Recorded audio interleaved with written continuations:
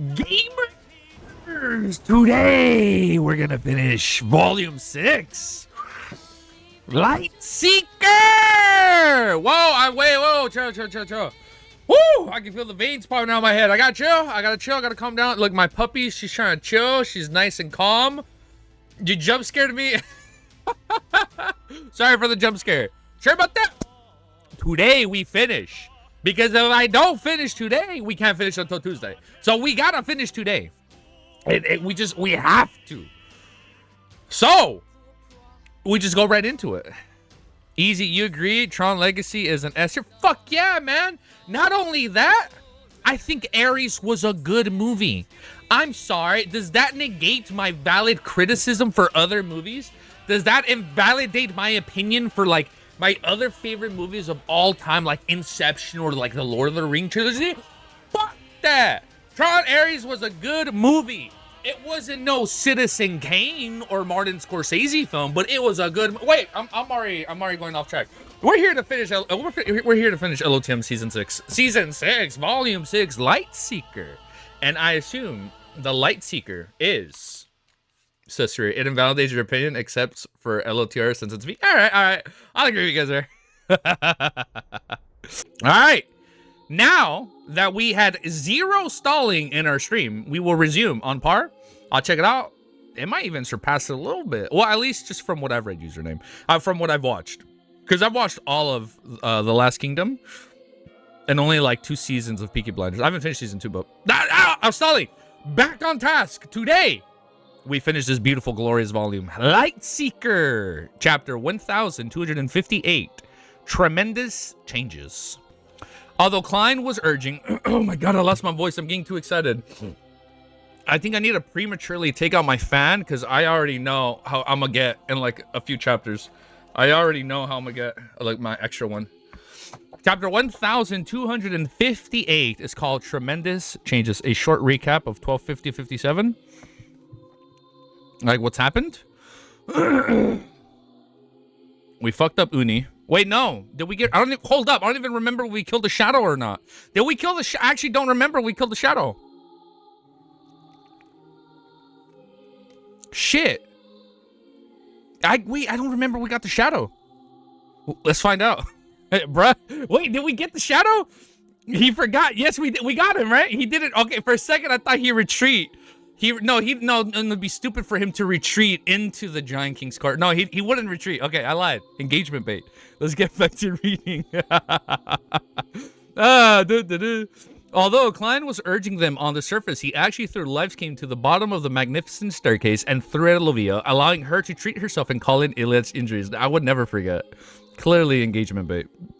Shadow tried to run to the Giant King's court. I knew that. Thank you.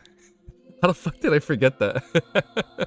As a former Rose Bishop, it's barely been a day. As a former Rose Bishop, Livia was at least afraid of the negative effects of the Livescane, regardless of the changes in her body, as long as it didn't involve the spirits, she couldn't treat them. And at the same time, Derek quickly ran towards the collapsed battlefield in the middle of the staircase, picking up the severed arm of the chief. As long as a broken limb wasn't lost, a Livescane could heal the injuries, restoring it anew. With an exaggerated smile, Klein nodded at calling Iliad and leaped into the fog of history. He dashed to a time before the first epoch and hid in a fragment of light. Then, what we thought, he returned to Sephira Castle and sat at the seat belonging to the Fool. With the help of the Crimson Star corresponding to the Fool, which was constantly contracting and expanding, he checked the situation inside the Giant King's court. Make sure my phone is silent. Okay, phone is silent. Inside the Giant King's residence, however, under his true vision, there was a deep darkness inside, indistinct and indescribable. As expected of the left hand of the god, the deputy of heaven, a king of angels, this is suspected to be related to the Chaos Sea. Klein sighed silently as he frowned silently. He now suspected that even if Little Sun entered the palace and prayed inside, it would be difficult for him to see the exact situation through the darkness unless he became an angel and truly gained ownership over Sephira Castle. In addition, Klein's spiritual intuition told him that there were still many unknown effects hidden in the slumbering grounds of the Dark Angel. He definitely couldn't be careless. He immediately reminded in his thoughts and observed the situation. He searched for high-level existences like Adam and Amon, but he didn't find anything unusual. After letting out a breath, Klein hurriedly shattered the miracle invoker beyond the characteristics that he had separated from the curtain. He made the parts consisting of the sequence 9 to sequence 3 gather together, making the sequence 2 portion pure. Then he returned to the historical fragment and was once again affected by the virtual persona, becoming more like a clown. And the next second, he left the grayish-white fog and reappeared in front of the door that opened into the residence of the Giant King Court. Damn. The Silver Knight marionette that had inserted the sword into the ground, created an invisible barrier, immediately stood up. At this moment, the severed arm of Colin Iliad had already been reattached. Damn. Lovia had also recovered from her injuries. However, at some point in time, a few golden wheat heads grew on the back of her head and swayed. I was very concerned if Lovia would die or not. She's kind of growing on me, man. The more I read about Lovia, the more I like her. They walked to the door together with Derek and returned to Life's Cane to Klein. After receiving it, he shook it and stopped maintaining the projection, making it vanish into thin air. Right on the heels of that, he made a grab with his right hand, intending to summon the historical void projection of Miss Messenger when she was in perfect condition. She's a traitor, bro. She worships. I know she worships the true bum, but like, she's still kind of cool when they fight. I'm like, all right. Nah, yeah, I'd be dead. I'd be so dead in this world. It's not necessarily that one. I have too many choices. Klein spoke the truth in a slightly exaggerated tone. Colin had already dispelled his giant state and regained his original height of more than 2 meters tall. After all, maintaining an incomplete mythical creature form was still a huge burden to him. Mommy Lovia? Yeah, dude. At that moment, he was wearing a silver armor he conjured. He held 2 swords that had returned to their normal sizes and said calmly, that corrupted monster showed the characteristics of generating living creatures. The place with Dark Angel sleeps should have similar effects. What the chief means is that the angel projection that misrolled summons might rebel after entering the residence of the Giant King. And a fallen angel, even a projection, is easily able to make us pay a heavy price. Derek easily understood what the chief meant. On the other side, the flesh of Lovia's head was squirming as it enveloped the few wheat heads and fused them to herself.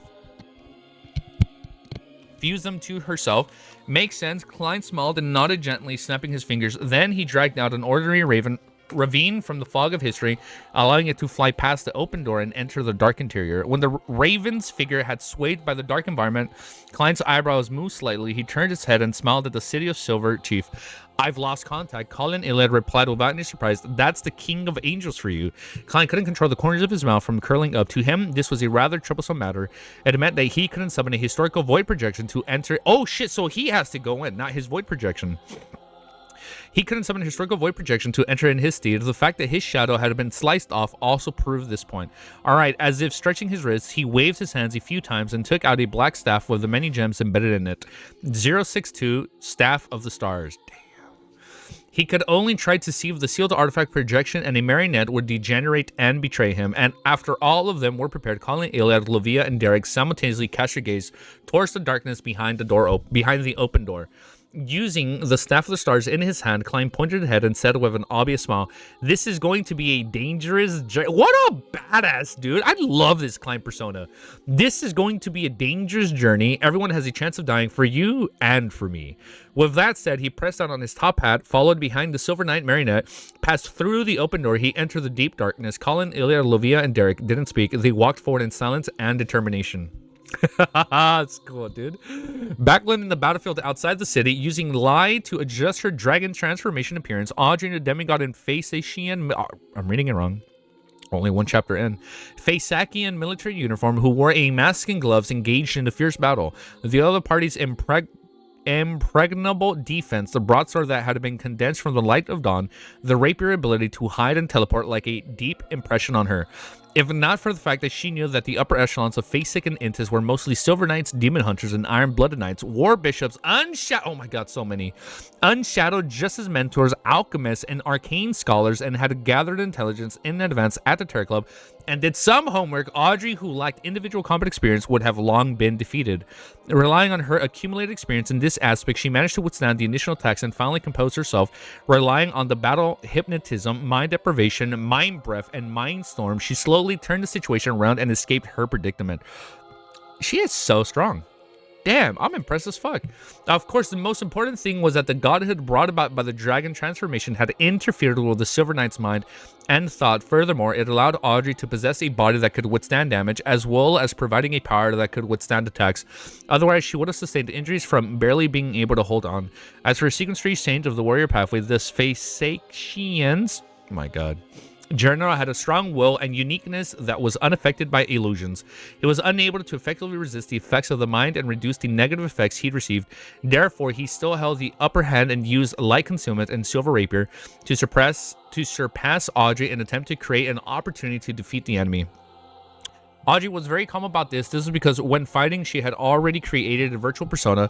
She had diverted her attention to the surrounding environment and had scattered many mental plague seeds. It wouldn't be long before the Phasac general was silently infected. At this moment, red flaming spears shot over from an allied forces base, bolting out of the sky within their defenses. The Silver Knight didn't dodge. Instead, he just took a step forward and swung his sword down. Instant parry, keeping Audrey fixed to the ground. Whoosh, whoosh, whoosh. The burning spears pummeled down one after another, blanketing the two demigods. Audrey's face could not help but distort.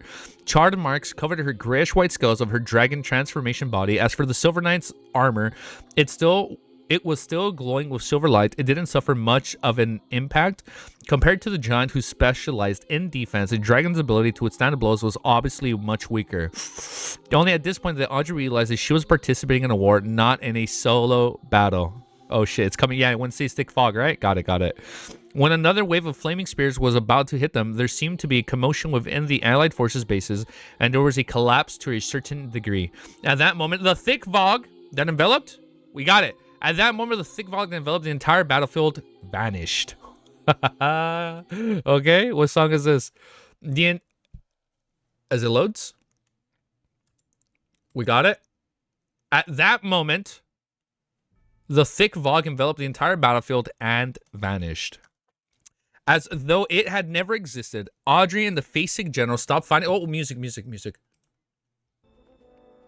Oh, I love this song. 2.0 is such a good movie. As though it had never existed, Audrey and the Phasac general stopped fighting at the same time, finding themselves... Oh, hold up. It's so hard to read because the song is so good. All right, I am composed. The hype from the music is passing. As though it had never existed, Audrey and the Phasac general stopped fighting at the same time, finding themselves abnormally weak. They even found it difficult to raise their arms. She saw that behind the allied forces bases, at the edge of the boundless plains, an orange-red ray of light rushed over, instantly covering half of the sky, blocking out the sun. The area around Backland instantly turned into dust. The thick darkness appeared on another side of the sky and very quickly collided with the orange sunset. All the soldiers and the officers in the battlefield fell to the ground and fell into a deep sleep. What the fuck? And the Backland city outside the St. Ireland Cathedral fell deep into sleep. They just went to bed. They just knocked out. In Backland city outside the St. Harold Cathedral, Leonard, who was wearing a red glove, did night come? Darkness? Got it. Thank you. Leonard, who was wearing a red glove, looked up at the half-dark, half-dusk sky. His throat let out a silent sigh as he cast his gaze at the entrance of St. Herland Cathedral. The broad-haired Iconser Bernard and the other members of the machinery hive mind stood there, staring blankly at the sky. Just a few moments ago, they enjoyed a deep level of cooperation with Leonard Red Glove's team. Together, they dealt with the evil forces in Backland, searching for the secret organizations they believed in the Fool. The one they used the tarot cards as the codename. At the bell tower, we're getting a lot of POV changes. At the bell tower, the cathedral ways, the city generosity bam, the Nits, watching the resistance enter the city and take over many places. Finally, he heaved a sigh of relief and turned to Alger. Look, they're very popular in most places in the city. Alger's gaze followed the slightly dark-skinned natives, and he didn't respond to the Nits. The Nits felt very relaxed as he chuckled and said, I never expected that we would meet again in such a situation. Fucking Alger. Alger looked up and was just about to say something when he suddenly felt something. He cast his gaze towards the northwestern sky. The place he was looking at instantly darkened. Darkened? Oh, shit! Wait. Is the Forsaken Lands? The darkness? Is that what it is? Layers of dark clouds formed and countless silver boats of lightning snaked out. Many deep blue waves surged up and were swept up by the wind. They rushed towards the cloud and connected to the sea. Wherever the sea and the sky intersected, beams of light lit up. They weren't resplendent or clear without any colors. They seemed to be formed from countless illusionary objects. Two legendary pirates. Is the Nits legendary? All right. All right, yeah, I'll give you that one. Another music change. Another music change. Middle of this chapter. Calling Iliad nodded slightly. Calling Iliad nodded slightly. All right, I remember.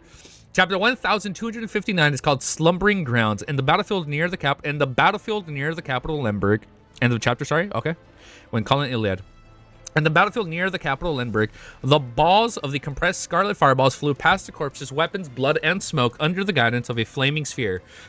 They landed in the airs that were built with simple construction, were creating a series of explosions. As he watched the smoke rise and the flame spread, Anderson flung the dusk in his hands and turned it to the deputy beside him with a smile. I wonder how much longer this will last. Any last words? I can help you write a will. As he had wished, he saw the angered look of the militia around him. Their thoughts were uniform. However, the militia didn't attack. The glint in their eyes slowly settled as they cast their gaze in another direction. You actually didn't respond to my provocation? Anderson pricked up his brows. This means that you're planning something. Without waiting for the deputy and the militia to respond, the hunter smiled and continued. Y'all are planning to surrender, right? Are you trying to protect your family and friends? Enough about Evangelion. I know. I get too excited, man. This music is so good. Seeing the gazes sweep over, Anderson tisked and shook his head. You haven't become beyonders for too long. It's only through the war that you obtained the main potion ingredients from the enemy. Only then did you become a hunter, provoker, and pyromaniacs. However, when it comes to plotting conspiracies, y'all are still too inexperienced. I'm very curious. Why don't you try convincing me to surrender together? I don't think I will project the image of being very firm usually. Besides, I'm not a believer of the god of knowledge and wisdom. Having said that, Anderson looked thoughtfully at his deputy. Is it because the enemy's brass is totally furious at me? They gave the order not to accept my surrender. The deputy remained silent for a few seconds before saying, since you already know, why are you asking? With a swoosh, the nearby militia raised their right hands and aimed their palms at Anderson, appearing to have come to the collective understandings. If I don't ask, how can I be sure what everyone is thinking? Anderson said with a smile without panicking. He rubbed his stomach with his left hand and placed his right hand into his pocket. It was unknown what he was looking for. At that moment, the sun in the sky suddenly expanded and became extremely huge. The blazing golden sun made Anderson and company unable to open their eyes. They found it difficult to think any further. Immediately following that, an illusionary tower appeared. Every level was made up of thick books. An illusionary tower appeared? Every level was made up of thick books. Each book had a brass eye on it. The higher one looked, the darker it became. It was filled with the aura of insanity, destruction, what kind of word is this? Is English? Inauspiciousness? I'm kind of impressed. And disaster. Look at that, first try. The tower extended into the sky as though it had encompassed the entire world within itself, including the gigantic sun. What is that? The books? What is that? Backland with the Odoro family's luxurious villa, all the Sanguine in the city had gathered here to prepare for the impending outcome of war. Emblem White, who had become an earl, had his hands in his pockets. He stood by the window, bathed in with the mixed light of the dusk and night as he watched the members of his fellow race discuss the current affairs uneasy. Suddenly, his spiritual perception was triggered as he cast his gaze out the window. Inauspicious. Unlucky. By the way, do you understand what's happening with the... I don't understand why the environment's changing. You think easy... No, I don't know what's... I assume all... I assume all these changes happening to the world is because we open up the Giant King's court and something... Dark Angel Caesarea is doing something, and like that illusionary tower, all the lightning and the darkness, and like I feel like all of it has something to do with Dark Angel Caesarea. That's all I know. Dusk, darkness, lightning, sun, books. I've been looking at chat. You guys are seeing like the lightning, the dark. I don't know what this is referencing. Something crazy is happening. I don't. Ooh, maybe like the world changes because the light seeker came. I know. Hey, we're here, bro. We're here together. In the garden, a bunch of withered grass was dyed green once again. What? They rapidly grew and soon... Oh, wait. All the gods are responding. Wait. Oh, all of them are responding. What the fuck he's talking about, bro? Is understanding nothing? I understood nothing. It has to be like the gods' symbolism. Somebody's responding. In the garden, a bunch of withered grass was dyed green once again. They rapidly grew and soon they reached the height of a person. and other places in the city, somewhere on the street sides that has not been affected by the previous bombardment, were widely absorbing nutrients. Bro, something is happening. Klein said it was weird that no one responded. I think all of them are responding at the same time. Sorry, wait, I gotta chill. One by one, they rose up and soon grew to tens of meters tall. The branches were thick and leaves were like umbrellas. The towering trees were connected to one another, covering half of the sky and backland. Many buildings were crushed, or they were entangled by branches and vines. I wonder what creates vines and branches. It was as if they had been abandoned for more than a century. In just 7 or 8 seconds, many places in the backland had become a primitive forest. After more than 1,000 years, the gods have finally walked the land once more. Oh, this is so hype, dude.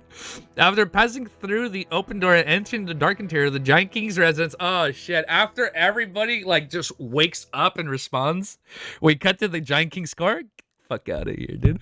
After passing through the open door and entering the dark interior of the Giant King's residence, Klein immediately observed the Silver Knight marionette in front of him, the Staff of the Stars in his right hand, and Creeping Hunger on his left hand. They didn't show any abnormalities for the time being. The corresponding spare body threads didn't show any signs of degeneration. After confirming the situation in the area, Klein cast his gaze around and observed his surroundings. The place was enveloped by thick corporeal darkness. They couldn't see further than 15 feet. 5 meters away, the ground was paved with grayish-white bricks that looked like they were pieces of a frozen sunset. They didn't reveal anything extraordinary. After some thought, the corners of Klein's mouth curled up. He reached into the void, grabbed and attempted to summon an angel, and the next second he laughed out loud because he had lost a clear connection with the fog of history. Music change? Yeah. Colin Iliad nodded slightly. Okay. This was the reason why the historical void projection had lost contact after entering this region. Laughing, Klein suddenly turned around and walked back to the area from which he had entered. Mr. World Sparrow, what do you want to know? Derek, who was scrutinizing the various restrictions on him, asked in surprise. Klein replied with a beaming smile, "Now is not the right time to explore this place. I plan to come in again later." Are you planning on summoning a sequence for a historical projection and try to see if it will degenerate and betray you after you bring it in? Colin Iliad said after some thought. No, I said when he sighed. Colin Iliad nodded slightly. Yeah, okay, not that part.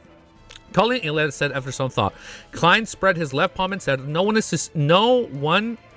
set the rule that we can go out once we enter or not being able to enter after leaving. True. Although in such a situation, Mr. World's words sounded like a little strange, Derek still felt that it made sense. This is because the City of Silver had done the same thing when exploring the surrounding areas. Through repeated acts of entering and exiting, they gradually accumulated intelligence and details to finally resolve whatever problem they faced. Lovia didn't say a word or object. From her point of view, it was undoubtedly a good thing that she could make even more preparations. And an exploration that determined the fate of the City of Silver, they definitely couldn't be rash. After taking a few steps back, Klein suddenly stopped and laughed out loud. It looks like the tower doesn't want us to leave. The faint light at the door had already been devoured by the deep darkness and disappeared. Colin Iliad surveyed his surroundings and said, we can only proceed forward. Badass. Seeing the chief and Mr. World turn around at the same time, Derek took a deep breath and raised his left hand, letting it emit a golden glow that illuminated surrounding darkness. They revealed thick columns with indescribable tops. Some of them had their silhouettes outlined, with others were hidden deep in their depths, barely visible. Derek retracted his gaze, preparing to head forward with Mr. World and Chief. At that moment, he failed to see another family figure from the corner of his eyes. Derek's pupils dilated suddenly. Then he quickly turned his head to look for Elder Livia, who had been standing beside him moments ago. This demigod who believed in the true creator had disappeared.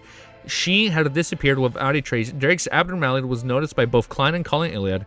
At the same wait. Colin, sorry. Yeah, okay, no, that wasn't him slightly nodding.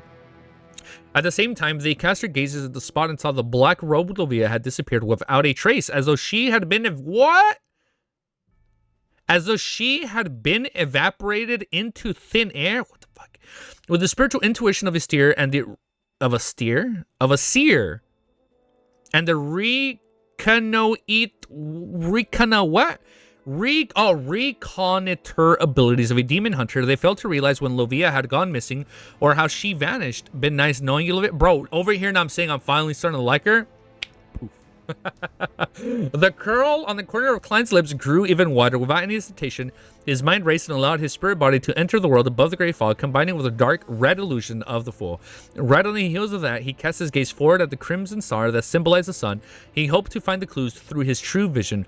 However, everything was still obstructed by the darkness. Nothing was revealed, just like how Klein predicted before entering the Giant King's palace.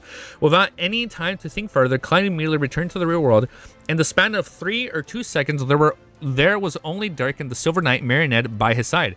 The City of Silver Chief, who was wearing a silver armor hat. What the fuck? He disappeared? He also disappeared. What just happened? Derek asked with a warm smile. Derek looked at him in shook confusion and panic. Didn't you see it? No, he's not dead. You literally told me something. What was it when he sighs? He nodded slightly. He ain't dead. Hold up, they're not dead. The moment he finished speaking, the shadow under Derek suddenly came. Fuck you. Don't get Derek. Suddenly came alive. It rapidly extended upwards and enveloped him and the sunlight he emitted. After the shadow completely covered Derek, it fused with the surrounding darkness, no longer separable. Klein had originally raised his black staff to prevent an anomaly from happening, but in the end, he didn't do anything. All he did was watch with a smile. After a second, he noticed that his body had turned black and dull, as though he was being melted by the environment. Similarly, Klein didn't try to save himself. The corners of his mouth curled up as he watched with a slightly shaking head. After his figure completely disappeared, his vision changed. The darkness was gone. The grayish white stone bricks, the surrounding walls, and a huge pillar appeared clearly. They were covered in a layer of faint shadows. Outside the window, there was no sun, no moon, and no stars. However, a faint light shone through the window, making the entire palace appear sinister, dark, and cold. In the deepest part of the palace stood a very faint shadow resembling... Oh shit, the fucking curtains. Wait. Resembling curtains. Lovia, Colin, Iliad, and Derek stood at the distance, not far away. They carefully observed their surroundings, as though they had come to another world. Unfortunately, my marionette can't enter. Klein waved the staff of stars in his hand and smiled at Derek and company. His indifferent attitude and the chief's calm, composed manner made Derek quickly calm down. He no longer allowed his fear and panic to grip him, so we're chill. Colin Iliad, Cammy, I got you, I caught it. Colin Iliad nodded slightly. All right. JJK music? Fucking, that's some good ass shit. That's some good stuff. All right, let's loop this bitch. All right. Just as he was about to share his speculations, he suddenly felt something and turned to look at the deepest part of the palace. Klein, Derek, and Livia did similar actions. In the deepest depths of the palace, the faint shadow dissipated, revealing a flight of steps meant for the giant in the iron-black throne at the top of it. Sitting on a throne was a man with black, slightly curled hair that reached his shoulders. His eyes were covered in shadows, and his actual appearance was extremely blurry, preventing the others from seeing him clearly. Layers and layers of black wings fell down from behind him, covering most of his body. The robe was black with silver threads embroiling it. They formed complicated patterns and had gorgeous accessories hanging on it. At that moment, the man had his left elbow on his armrest, holding... Wait. At that moment, the man had his left elbow on the armrest, holding up one side of his face with his palm, as though he was... I'm sorry, who is this? As though he was in deep sleep. Oh, shit. He? Is it like he? Oh, this chapter is called Omniscience. Oh, shit. My man's Omniscience? Let's keep reading. Chapter 1260 is called Omniscience. Without needing... Oh, I hit that kind of hard. Without needing anyone to make the introductions, the four demigods present clearly understood a reality. The giant-like man who was sleeping on the black throne was the left hand of God, the deputy of heaven, dark angel Cicere. Fuck, how tall is he? Amongst them, Lovia could clearly sense the oppression coming from this absolute high-level existence. I gotta chill. I'm getting excited, dude. From the high-level existence, it was like the response when praying to the true creator. It was an aura that could cause her thoughts to scramble, her soul to degenerate, and her body to tremble. Suddenly, she heard a burst of laughter. She turned her head to the side. Is Klein laughing? She turned her head to the side of the dais. Klein bent his back slightly and laughed. He is still sleeping. Should we directly wake him or wait for him to wake up? If we choose to wake him, how should we greet him? Bro, don't worry about that. We don't even need to greet him. Let me lower the volume down a smidge more, just a little bit more. How should we greet him? Hey, Your Highness, Dark Angel, Rose Redemption Leader. These two questions sounded ridiculous and arrogant, but they had managed to shake off the influence of the Iron Man and make Colin Iliad fall into sleep. thought. Wow, I can't read. I'm salivating, dude. Just now, they had instinctively considered the first question. It was rather important, and it concerned their subsequent actions. Calling it a thought for a moment before saying, let's not wake him up for the time being. Try approaching him and search for clues and information. Those are my thoughts as well. With his left hand, Klein casually snapped his fingers and walked towards the black throne. Damn. At this moment, he felt fortunate that he had already taken care of the shadows and restored his spirit to its complete state. Otherwise, he wouldn't have been able to completely restrict his virtual persona. When he was imagining how to do the greetings, he almost blurted out, "Hi, sassy." What the fuck? Seeing that German Sparrow had taken 2 steps forward, Lovia finally snapped out of her daze. I'll give it a try using a grazed soul. This was a relatively safer method which wouldn't harm the expedition team. Klein nodded. With his black staff in his hand, he turned to his side with a beaming smile. A 3 to 4 meter tall phantom image appeared in front of Lovia, a pair of goat horns lined with mysterious patterns atop of its head. Its skin was black and matted, exuding a sinister fullness. It was a devil. It was different from the devils that he had seen before. Its body was covered with signs of decay, with this yellow-green pus hanging over it as though it was mixed with the power of degeneration.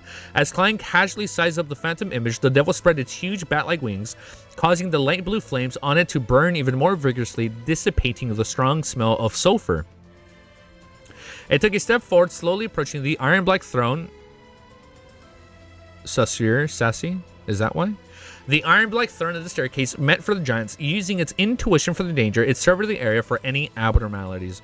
While Colin, Klein, and the other demigods were paying attention to it, they also began scrutinizing the details of the Shadow Palace. They discovered that behind the iron-black throne that Caesarea was sleeping on, there was a pair of dim grayish-blue double doors that depicted sunset. This might be the door that leads to the outside world. This thought flashed across the minds. Oh man, they're so happy to go out. This thought flashed across the minds of the 3 City of Silver demigods, Colin, Iliad, Derek, and Lovia. At this moment, the devils who had traveled midway suddenly paused. It enveloped a cluster of silver lightning and quickly faded away after being blasted to pieces amid the crackling sounds. I assume when he wakes up, Dark Angel Caesarea, I assume that's when like all the darkness shit that like covers the Forsaken Lands will like kind of be lifted. Like when he wakes up, the land wakes up. I assume, and oh, he's the light seeker because he brought light. Oh, the Dark Angel brought light. Oh, that's so cool. A pillar of light with swirling holy flames smawed out of thin air, completely purifying the soul that belonged to the devil. Lovia didn't feel any pain from losing her grazed target. She only frowned slightly and couldn't think of a better way to probe the way. Klein looked around and said with an exaggerated smile, As expected, I'm the man for the man of the job. As he spoke, he slowly walked forward, and as he took out a box of matches from his pocket, he lit them one by one and casually threw them around. I've always been a little timid. After throwing half a box of matches, Klein turned around and explained with a smile. And even Derek Berg wasn't convinced by the sentence. Following that, under the illumination of the scarlet flames, Klein continued walking towards the iron-black throne that might have belonged to an ancient god. When he arrived at the spot where the devil's souls were destroyed, his left palm suddenly tightened. Klein lowered his head and saw that creeping hunger had returned to its human skin form. An exaggerated crack opened in his palm. Inside it were 2 rows of illusionary white teeth. Oh, we're back. This sealed artifact was attempting to gnaw at Klein's flesh in a bid to consume both his body and his spirit. No. Creeping hunger has degenerated. Tisk, Klein let out an obvious sigh. He glanced at the staff of stars in his right hand. He confirmed that the grade 0 sealed artifact, which didn't have any living characteristics, had yet to show any abnormalities. He then raised his right hand and stuffed the other end of the staff of the stars into creeping hunger. The bottom part, into creeping hunger? Bro, still stuck with the light seeker. Come on, of course, man. Stop burning the kitchen. Okay. We'll talk about it. Creeping hunger bit at it a few more times before it finally calmed down when sensing the suppression effect of a higher level entity. After laughing twice, Klein took another few steps forward, covering a few meters. Cracks suddenly appeared in the shadows that covered the walls, pillars, and tiles. As one brass eye after another grew out, a figure appeared in front of the countless eyes. He was first presented as the black-haired light brown eye and the cold-looking German Sparrow. Following that, he wrapped into the black-haired brown eye scholarly-looking Klein Moretti with ordinary looks. Then he degenerated into a blurry image, and a grayish-white fog emitted from him. At this moment, these figures that seemed to expose all of Klein's secrets came to a halt. Boom. He exploded, transforming into countless illusionary fragments that fell to the ground and disappeared. Klein raised his brows and Tisk with a laugh. The omniscient power of the reader pathway. Just the reader pathway. Just as he finished speaking, the brass-colored eyes, which grew out from the surrounding shadows and the ground trembled. They emitted an ethereal voice that seemed to come from the ancient times. The aura of Sephara Castle. Sephara Castle. Colin Elliot. What the fuck? How the fuck does he know this? Colin Elliot seemed to recall something and came to a sudden realization. It's only possible to get a response or approach Cesare with a Sephara. That's why, despite the hangman clearly having Lovia, a demigod believer of the City of Silver, he still forced me into the palace to meet the Dark Angel. It wasn't easy for Klein to control his virtual personality instinct to speak. Yo, what's up, what's up? The Light Seeker was the friends we made along the way? Get out of here, dude. Before he could consider what to say, the brass eyes hid in the shadows emitted another voice. Your fate has intersected Amanices, Leodero, Adam, Amand, Herabergen, Acussis, Medici, Ouroboros, as well as him. That's 9 motherfuckers. As well as him. With regards to the true names that the brass eyes had mentioned, Colin, Iliad, Derek, and Livia were no strangers to the names. They knew that the first one's the Evernight Goddess, followed by the 7 of the 8 Kings of Angels. Furthermore, there was no lack of sequences or true deities in the present day. This left them somewhat stunned. They couldn't believe that Gerbenspur would cross faith with so many high-level existences who exceeded Sequence 1. Wow. Together with the sleeping Dark Angel before him, Mr. World and the 8 Kings of Angels had already crossed paths. How impressive. Derek marveled at from the bottom of his heart. He is so impressed. Hello, hello. Klein was in no mood to quip about his divine interpersonal skills. With an obvious smile, he asked him. Klein believed that him referred to the true creator. After all, he still had his corruptive influences left in his body. The brass eyes of the showy curtain fell silent for a few seconds before saying with an ethereal voice, "He is another me." The true creator was really another side of the ancient sun god. What the fuck? The side that was born from the god's corpse. It's a side filtered with hatred and viciousness, one that controls degeneration. Klein gradually drew an equal sign between the black and gloomy infant sitting in the cavity of the ancient sun god's chest and the true creator. He had also gained initial confirmation that he was talking up to the psyche left by the Dark Angel Cesare. He thought about it and couldn't help but smile. Why did you form Rose Redemption to assassinate the ancient sun god? Yeah, what the fuck? Why? Oh shit. The information that the question revealed was something that Colin, Iliad, and Lovia already had an inkling of some speculations of. However, after hearing Grimsborough say it with their own ears, they still felt pangs of depression and confusion. The curtain that covered the walls... Oh shit, I forget the curtains are still looming right there. The curtains that cover the wall, stone pillars, and the floor tile trembled, but the sleeping Dark Angel remained motionless. Those brass eyes stared at him and said, "Sun God is just my original honorific name. You should now address me as the Lord who created everything, the omnipotent and omniscient God, or God Almighty. I can tell that you've been learning, and I can tell that you've been leading in that direction all that time." Finally, Klein laughed out loud.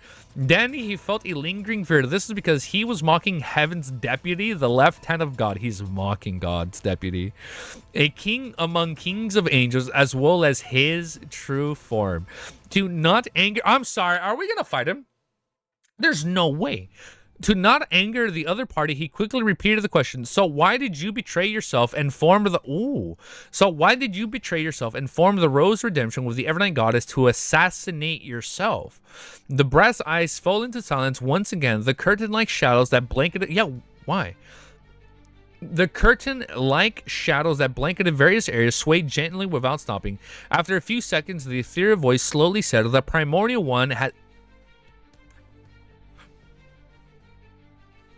Like Cosmos? Those were that was also what they were called, right? Primordial ones? I'm not tripping out. Yeah, it's great. Wait. It was transcending sequences, greater old ones, outer deities, cosmos. Wait, no, that's different. The primordial one had awoken in my body. Upon hearing the tantra, Klein pupils dilated. For some reason, he felt his fear stand on the end of the back turn cold.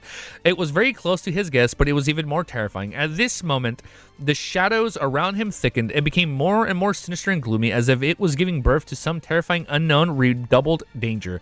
Although Derek, Colin, Iliad, Derek, and Livia didn't understand the meaning of Dark Angel Cecire's words too well, they were still affected by the sinister and harrowing words. It left them shuddering in fear as they trembled. Who is the primordial one? The primordial one had awoken in my body. These words echoed in the air for a long time. Well, like, what does the primordial one reference? Can we get ready to go overtime with explanations, please? Guys, I'm gonna need you guys to take out the textbook. I'm not even gonna lie. I'm not even gonna pretend I know what's going to happen towards the end. I'm gonna need you to start the explanations going. Just start getting them ready. Just copy and paste it when I ask the questions. All right. Oh man, I'm gonna need to know what happened at the end. Who was that at the end? Why he did that at the end? Or I'm doing like early questions. You know. Oh man. Primordial one refers to the oldest one. Did you understand who Sasir is? Let me hold up. Let me keep reading. Oh wait, we deleted the message. Wait, hold up. So I won't read chat just in case in case there's something I shouldn't be reading. Chapter 1261 is called "No One Is an Exception." After all, Klein asks, the primordial one is the one who created the world, transforming. Oh wait, the OG. Oh.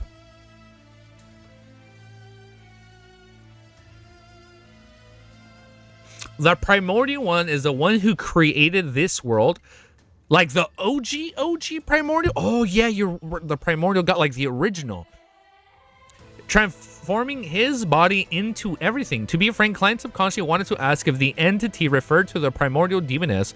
However, his thought, he eliminated this answer. Firstly, because the primordial demoness didn't have the necessary level to strike fear into the ancient sun god, the city of Silver's creator. Even the Evernight goddess couldn't do so. Secondly, after the dark angel entered his slumber, this evil goddess was born only in the fourth epoch, which had been influenced by the second blasphemy slate. So Sir likely didn't know of her, and even if he knew her, using his omniscient capabilities, he wouldn't specifically mention a Sequence Zero who hadn't been involved in the third epoch. Music hit perfect spot. Behind his thick and sinister shadows, the brass eyes flash in unison. The universe. What do you mean? Upon hearing the ethereal voice, Klein was a little perplexed. He felt the Dark Angel Sasir hadn't answered his question, but very quickly he roughly understood what the other party meant. The primordial chaos created not this world, but the entire universe? So the primordial one refers to the original creator, the oldest one. Klein turned his body to the side and swept a glance at the three demigods to the city of Silver, calling it Iliad, Derek, and Livia. He realized that they had looks of puzzlement and confusion on their face. They were frowning and contemplating over the meaning behind the conversation. In the history of the city of Silver, the creator who had the ancient sun god was equivalent to the original creator, the oldest one. He was the supreme existence who had awoken after eons of slumber. Upon creating the world, he then stripped the authorities of the ancient gods and retrieved them. Music change. Klein's gaze subconsciously shifted upwards. Okay, I got it. Of course, in a sense, this wasn't wrong, and it was just that the original creator's method of awakening was different from what the City of Silver residents had imagined. The universe. Klein thought for a moment and asked, the primordial one awakened in your body because you gained control of Chaos C. Then what would happen to him in the future, considering how he had gained initial control of Sephara Castle? Those brass eyes stared at him for a few seconds before saying, this isn't the only reason. The higher the sequence, the closer the one is to the primordial one.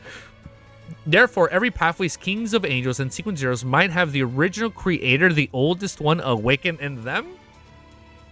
So, like, potentially Klein, when he hits sequence zero, there's a potential for the oldest one awakening in them. When Klein heard that, he tensed up and his heart sank. He then thought of another matter. The higher the sequence, the easier it was to be corrupted by the things understood.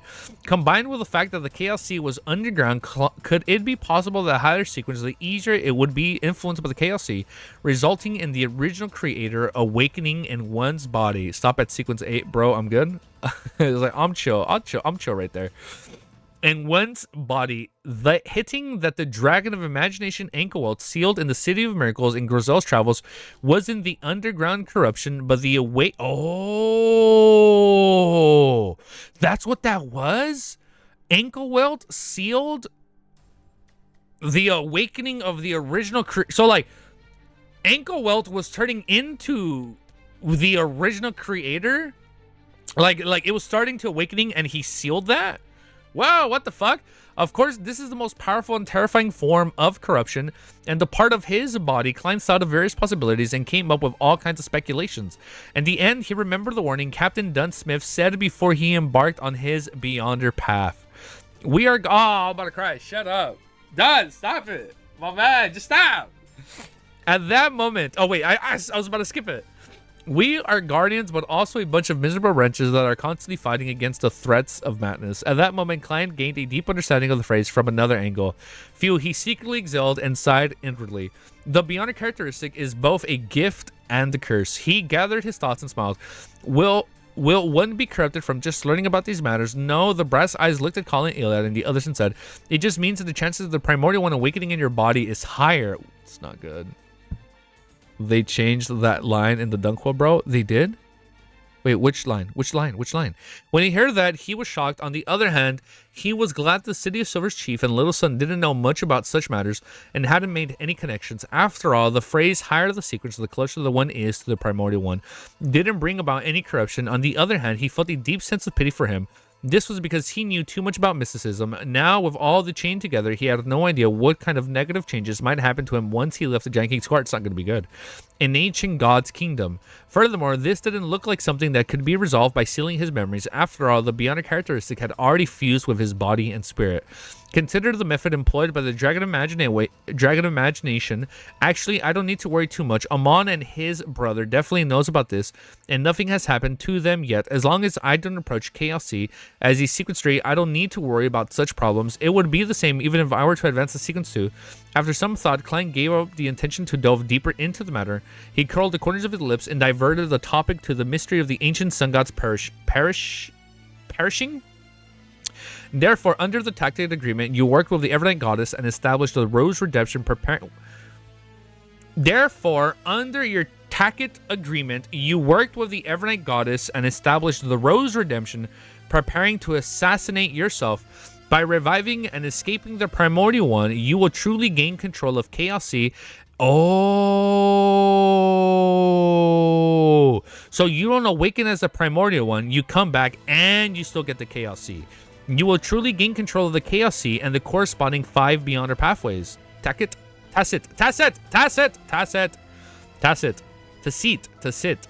On the other eerie, shadowy curtains, they seem to be some human emotions in those brass eyes. That's right. Sorry. Not long after I walked out of the KLC, I realized this problem. I deliberately split a portion of my persona, fusing the authorities of degeneration with the Hangman Pathway's Bionic characteristics, creating another me, the true creator.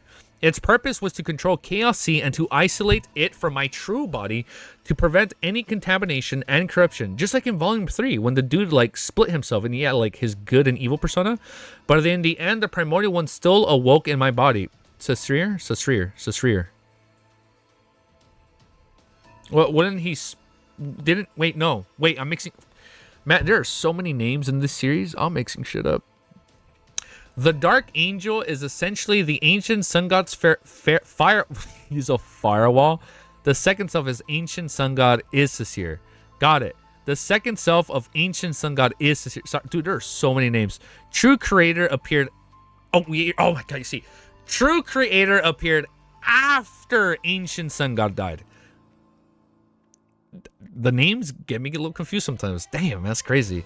The Dark Angel is essentially the ancient sun god's firewall.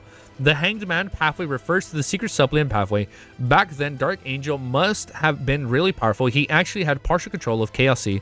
As expected of the Kings of Angels, as Klein said, he recalled the ancient sun god and had failed to prevent the original creator, the oldest one, from awakening in his body despite working so hard. He also felt a sense of horror, not daring to imagine what the future held. That's why I convened Leodero Acusis, Hera Bergen, Medici, and Ouroboros, inviting the various deities and the Kings of Angels with Omniscience to establish the Rose Redemption. The voice left behind by Dark Angel Sincere echoed hoarsely. It's no wonder it's called Redemption. It's no wonder Kings of Angels like Medici and Ouroboros, who are completely loyal to the ancient sun god, would participate as well. Klein couldn't help but smile. Why didn't you invite Amon and his brother? Why? In theory, they should be on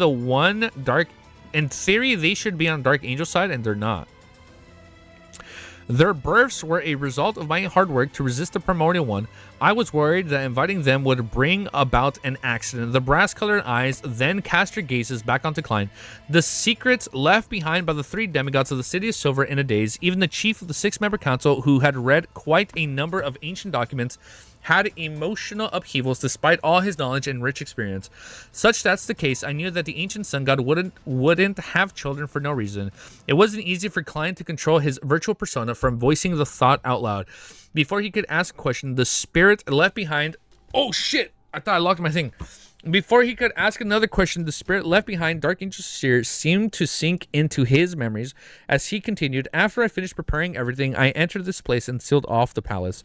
I returned to my body through my slumber and strengthening my consciousness. I formed a balance with the primordial one, creating an opportunity for Amnesis and the others. Ultimately, they successfully killed me.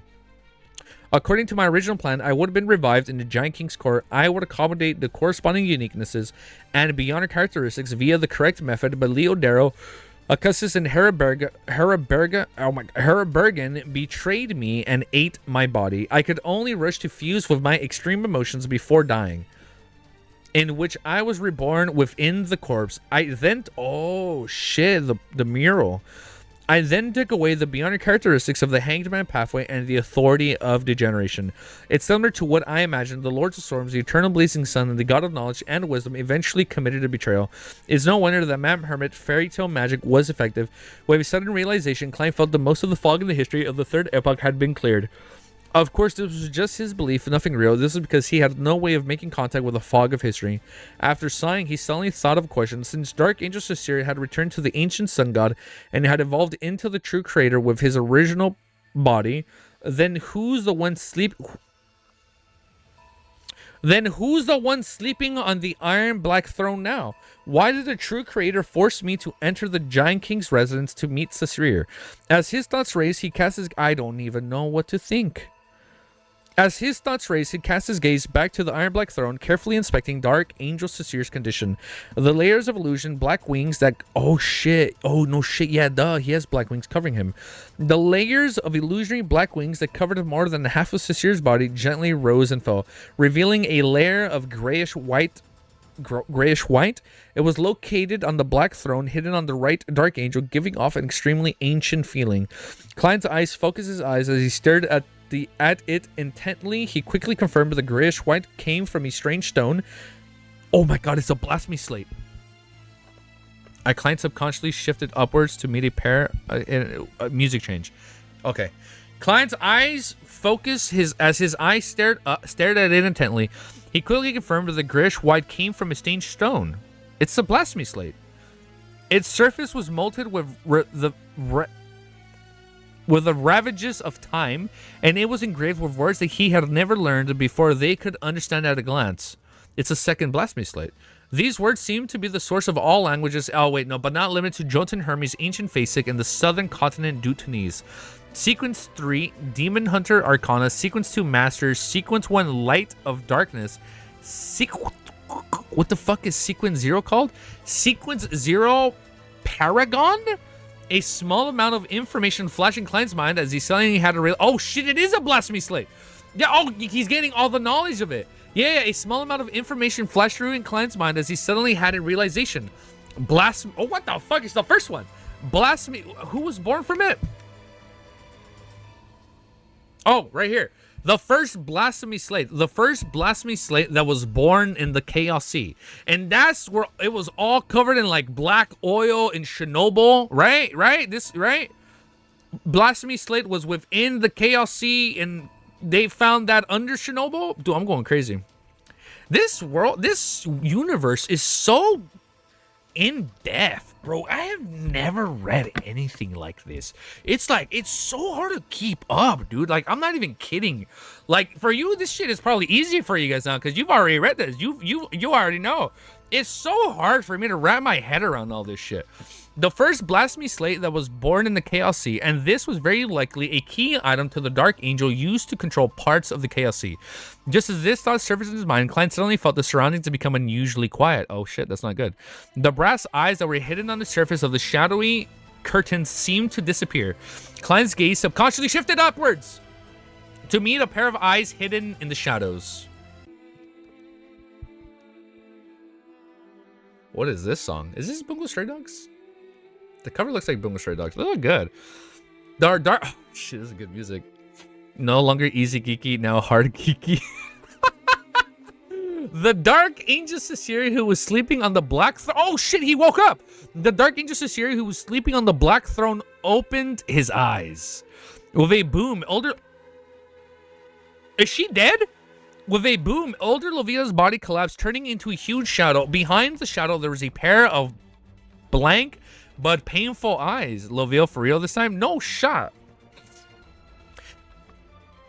So, with a boom, older Lovia's body collapsed, turning into a huge shadow. And behind the shadow, there was a pair of blank but painful eyes. Bro, no way it's fucking GG. The truth behind the enemy. Let's keep reading, dude. And chapter 1262. The truth behind the enemy. The truth behind the enemy. When he realized that Dark Angel Sasiri had woken up, Klein only felt his heart tighten and was on full alert. He didn't feel any fear or an anxiety. Cap, he has to be shitting himself. After all, he had already confirmed that the real Dark Angel had returned to the ancient sun god's body. After being betrayed by the existences such as the Lord of Storms, the eternal blazing sun, and the god of knowledge and wisdom, he had focused his negative and extreme emotions on his corpse where he was reborn. Turning into the true creator, he didn't return here, so whatever was left was just a culmination of his psyche and will. Furthermore, he had just communicated with the remnant psyche of Dark Angel Sasir rather normally. He didn't sense any obvious animosity. Furthermore, I just read this. However, with the City of Silver 6-member council, Elder Lovia losing control without any means to resist the moment she opened her eyes, turning into a flowing shadow and eyes hidden behind the shadowy curtain, Klein couldn't help but widen his pupils as he curled the corners of his lips. A strong sense of fear and despair surged through him. It was as though he was watching himself fall into an abyss without any life-saving throw to clutch at it. Just waking up from his slumber and not using any beyond powers or revealing his mythical creature form was enough to make a Sequence 4 demigod of the same pathway lose control on the spot. This was a testimony to how powerful and terrifying his level was. At that moment, all that remained in Klein's minds were the titles he had previously mentioned. The left hand of gods, the deputy of heaven, the king of kings of angels. It wasn't as if Klein had never dealt with the kings of angels before. On the contrary, he had frightened Red Angel Medici and made a deal with the angel of imagination Adam. He had obtained the key to enter the palace from the wisdom angel Hera Bergen and had gleamed potion formulas from the white angel Cusses. He had managed to crack the angel of fate Ouroboros' cycle of fate in front of wait, I'm getting lost. Let me read this slow. He had managed to crack the angel of fate Ouroboros' cycles of fate in front of him and had pitted his brains against the angel of Timamon. He possibly was well deserving of the title as the person who had crossed the most paths with the kings of angels for those below Sequence 0. This is all what he saw already? This is all what he saw. Okay. However, in these interactions, he had never fought with the kings of angels most of the time. He either relied on the powers of Fairy Castle to instantly escape or cut off contact with them. He had never faced the kings of angels and he's fighting the left hand of God, bro. He never fought one. Oh, he's gonna fight today. He had never faced the kings of angels or deities in the true senses of the words. The only exception was a time when he had caught the angel of Timamon and had exchanged blows with him several times in the span of a few days. However, at times it was mainly a battle of wits, not a physical battle. Oh, this one's gonna be physical. The angel of Timamon had mostly shown the characteristics of a god of trickery. He didn't fully reveal the level of strength of a Kings of Angel. It was only at the final moment that he revealed it, but the Evernight Goddess had used the Giant King's son to stop him, preventing him from directly harming or influencing him. Even so, whenever Klein encountered the Angel of Time on the way, he would easily finish off the strongest helpers that Klein could summon. It was something that Klein couldn't replicate. Up to now, it exceeded his peak strength. After all, he wanted to summon the historical projection of Zaratul. Zaratul ain't gonna be able to do shit at this point. What the fuck is he gonna do? He would be in danger, and at that moment in time, Klein, calling Iliad, and the sun were facing the kings of angels, the Maliceful deputy of heaven. He was the left hand of God. What a badass title. He was the left hand of God that instantly caused a Sequence 4 demigod to collapse and lose control. What are they gonna do against this? How could such an enemy with such a level and strength not make them reel in despair? Oh shit. For a moment, Klein wanted to give up on Derek and Chief. He wanted to give up on them. Klein wanted to give up on Derek and the Chief of the City of Silver, returning to the world. No, you don't leave fucking Derek. You take that back. Returning to the world above the Great Fog for the fog with a single thought, using Sephiric Castle summoning. By relying on the last miracle and deceit bullets, he could revive outside the. Shot we leave him. As his thoughts raced, he raised the staff of stars in his hand. At this moment, the shadows that Lovia had broken down in her loss of control stopped flowing. It let out a low voice that was filled with pain but not crazy. He isn't that strong. As she spoke, the curtain-like shadow split apart, revealing what was hidden behind it. It was a lump of squirming flesh that was nearly 6 feet tall? 2 meters? What is a meter? It was a lump of squirming flesh that was nearly 2 meters tall. At the top of there was a pair of pale gray eyes that seemed to be looking down upon the entire world. There were eyes that had remains of rationality left in them. It was part of the lump flesh were arms, thighs, and calves that were covered in skin, but sticky together. They either held up the body or crowded towards the chest in layers, tightly hugging a huge milky white human skull. The shadowy curtain fell again, covering the lumps of flesh, turning into her cape. Then a phantom about 5 to 6 meters tall appeared in front of Lovia. 6, 12, 15 feet tall. No, wait. 18 feet tall? Yeah, 18 feet tall. 15 to 18 fall. 15 to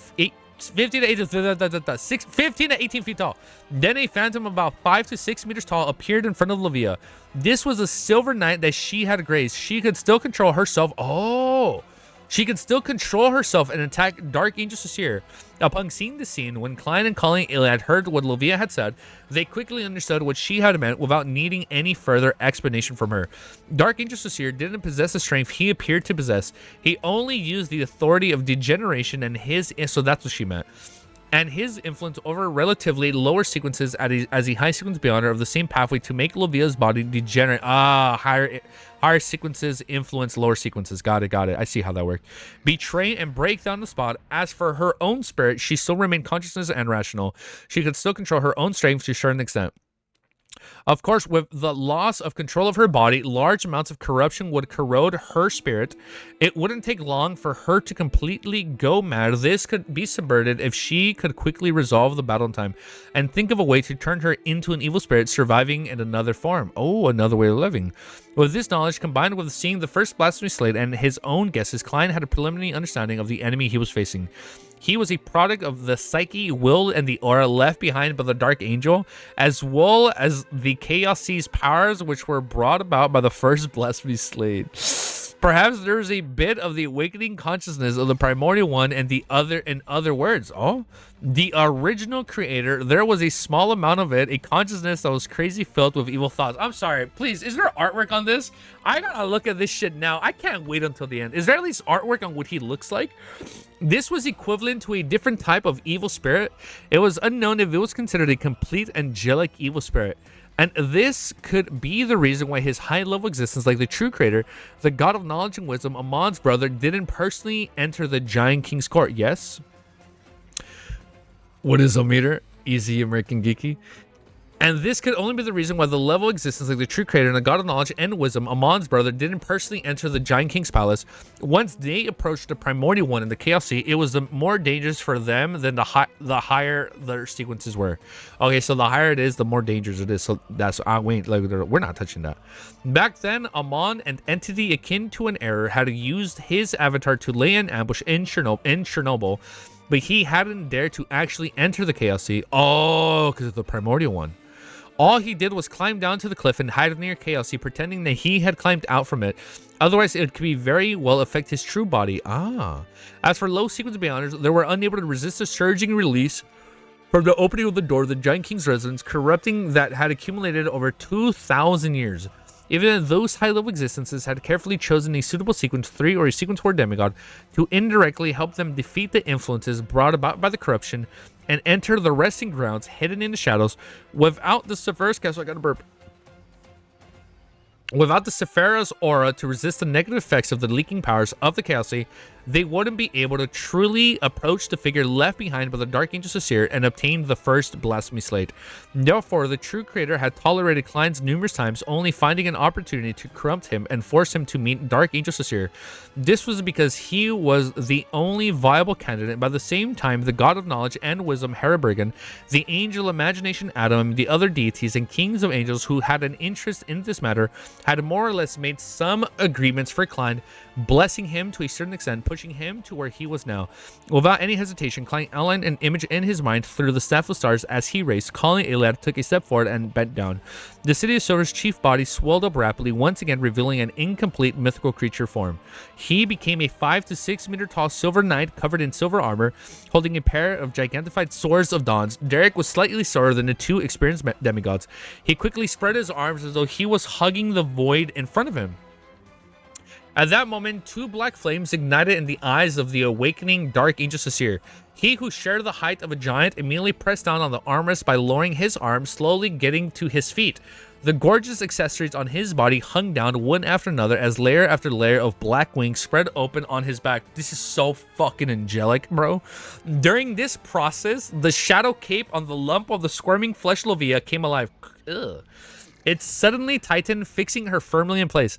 At the same time, Dark Angel Sasir had silver threads wrapped around him. In front of the black robe with mysterious patterns, silver bolts of lightning appeared out of thin air. They sizzled and interweaved with each other in a thunderous manner. They rapidly extended forward, transforming into a resplendent lightning sea that attempted to drown the entire shadowy palace. Gong. An illusory chime sounded from a distant history as the melodious sounds echoed in the Shadow's palace. An ancient modeled wall clock appeared in front of Klein. A clock. Its face was separated into 12 different segments by great... Whoa, Amon? Wait, what's going on here? What's with the clock? Each segment had different mysterious and asymmetrical symbols. The three... Or is he using historical void? The three figures, which seemed to be from the worms of time of different lengths, began to thick lightning. When the chime rang again, the lightning sea that was rapidly spreading into the shadow places clearly froze. Klein had successfully used... He had successfully used the staff of the stars to reproduce the angel of time's Amonders beyond her powers. Got it. And the effects were much better than his previous attempts. This made him suspect if he had obtained the approval of the god of deceit and even attained the blessings for him to a certain extent. Okay, it wasn't true that merely simulating Amon's beyond her powers would gain his notice, and that the kings of angels was almost equivalent to the Marauder Pathways uniqueness. He was a ruler of the corresponding domain, and he was a wielder of the corresponding authority. He could make a certain level of adjustment to participate in powers in advance, enhancing or deleting them. From the looks of it, if Amon had appeared to be looking forward and seeing that Klein enter the Giant King's residence to meet Dark Angel Sasir, therefore he had adjusted some of his own domain beyond her powers in advance and lowered some of the authority in a certain aspect. Whoa. Allowing simple replications to achieve a better effect. While the lightning sea had come to a halt, the Silver Knight soul that Lovia controlled and Kale Iliad simultaneously stabbed their swords into the ground, creating it's the barriers. Creating two invisible barriers. As for Klein, his figure faded and he disappeared. Send art of the fight on Discord. I'll look at it right now. As for Klein, his figure faded and where the fuck did he go? And he disappeared? The Final Watch. Oh, what is this? Game of Thrones? The Final Watch? Wait, what's going on here?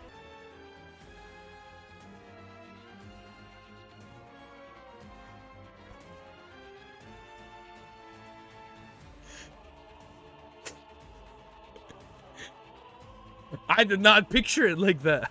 What the fuck is this? Wait, Jesus Christ. What the fuck? God damn. Oh, look at fucking Derek throwing the sphere. Spear. Wow. Look at the staff. This is Staff of Stars. Is this the blobs of Elder Lovia? Like all the what the fuck is this? Oh, this is the giant. Oh, okay, this is the one she's controlling. Wow. This is so good, dude. Bro, I don't know how we animate this. Oh shit, that's it. Oh, I'm pointing to it. You can't even see my finger. Oh shit, that's what he just did. That's the abilities of Amon. Yeah, that's a clock tower. Oh my god. Damn. Oh, this is Colin? Wait, this is Colin? Oh shit, yes, Colin Iliad is in his 12-foot form. He's in his giant form. My bad, sorry. Colin Iliad is in his... Jesus Christ, he is fucking cute. What is he gonna do? What the fuck? How do they fight this? Very reminiscent of the game concept art. How do they fight this? I mean, I get they're fighting him, but like, dude, this bitch is like... He's just like this. He's like, you know, like Dio from JoJo? He's just like... Just waiting, calling Iliad, catch these hands, motherfucker. Jesus, dude, that is crazy. God damn, this is like the greatest piece of fan art I've ever witnessed in my life. Oh, those are the eyes that were looking into the darkness. Yeah, those were the lights. Oh, and this is like behind the curtain veil. Is that what that is? Jesus Christ, bro, what is? Oh wait, you guys can't even see. I switched out the artwork. Wow, this is definitely the greatest fan art from, dude. This is hands down the best piece of artwork I've ever looked at. I'm not saying all the other ones are bad, right? But this is just hands down like top 3, like factually. Wow. All right, let's keep doing. That got me even more hyped up. I'll be honest, me looking at that is helping me visualize the fight a lot more. Wow. All right, chapter, dude. I gotta fan myself down. Truly witnessing greatness. Chapter 1263 is called The Final Watch. After a short pause, a brilliant silvery white glow continued to stretch out in front of them, completely drowning out the invisible barriers that shielded Colleen, Iliad, Derek Burge, and Livia. The barrier blocked the silver snaking.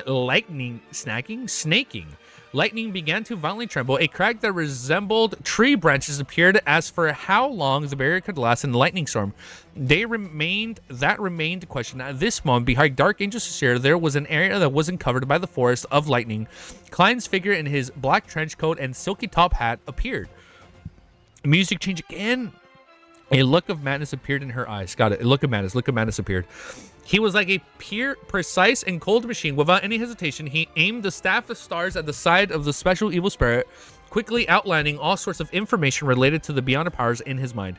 He had previously performed tests. He couldn't wander too far with the staff of stars within the giant king's court, so he could only use blink in a tiny vicinity. Therefore, he gave up the idea of directly sending Dark Angel Sincere out of the giant king's court and seizing the opportunity to take the first blasphemy slate and leaving by opening the door.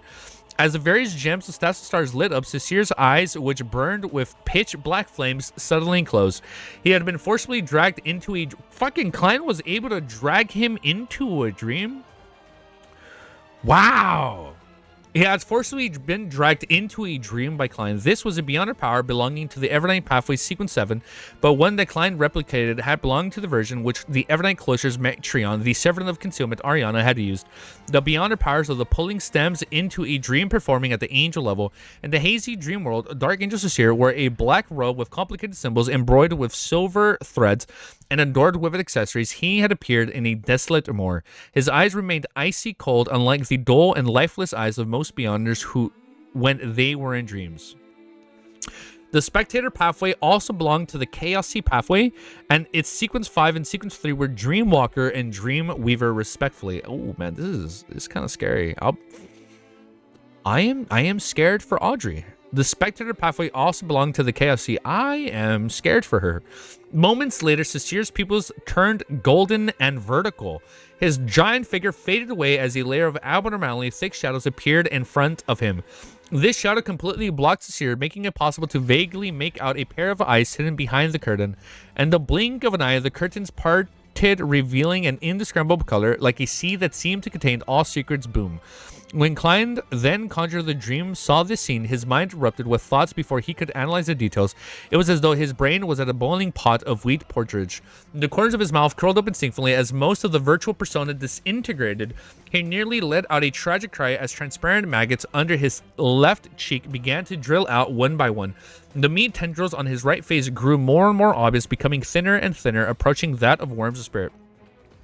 The forcefully induced dream disintegrated and Dark Angel Sincere's consciousness returned to the real world. However, at that moment, when the special evil spirit fell into a deep slumber, the sea of lightning faded away. The three demigods of the City of Silver struck back at the same time. Calling Iliad straightened his body and struck out with the Swords of Dawn in his right hand, causing the silvery white light to blink to Sincere's body.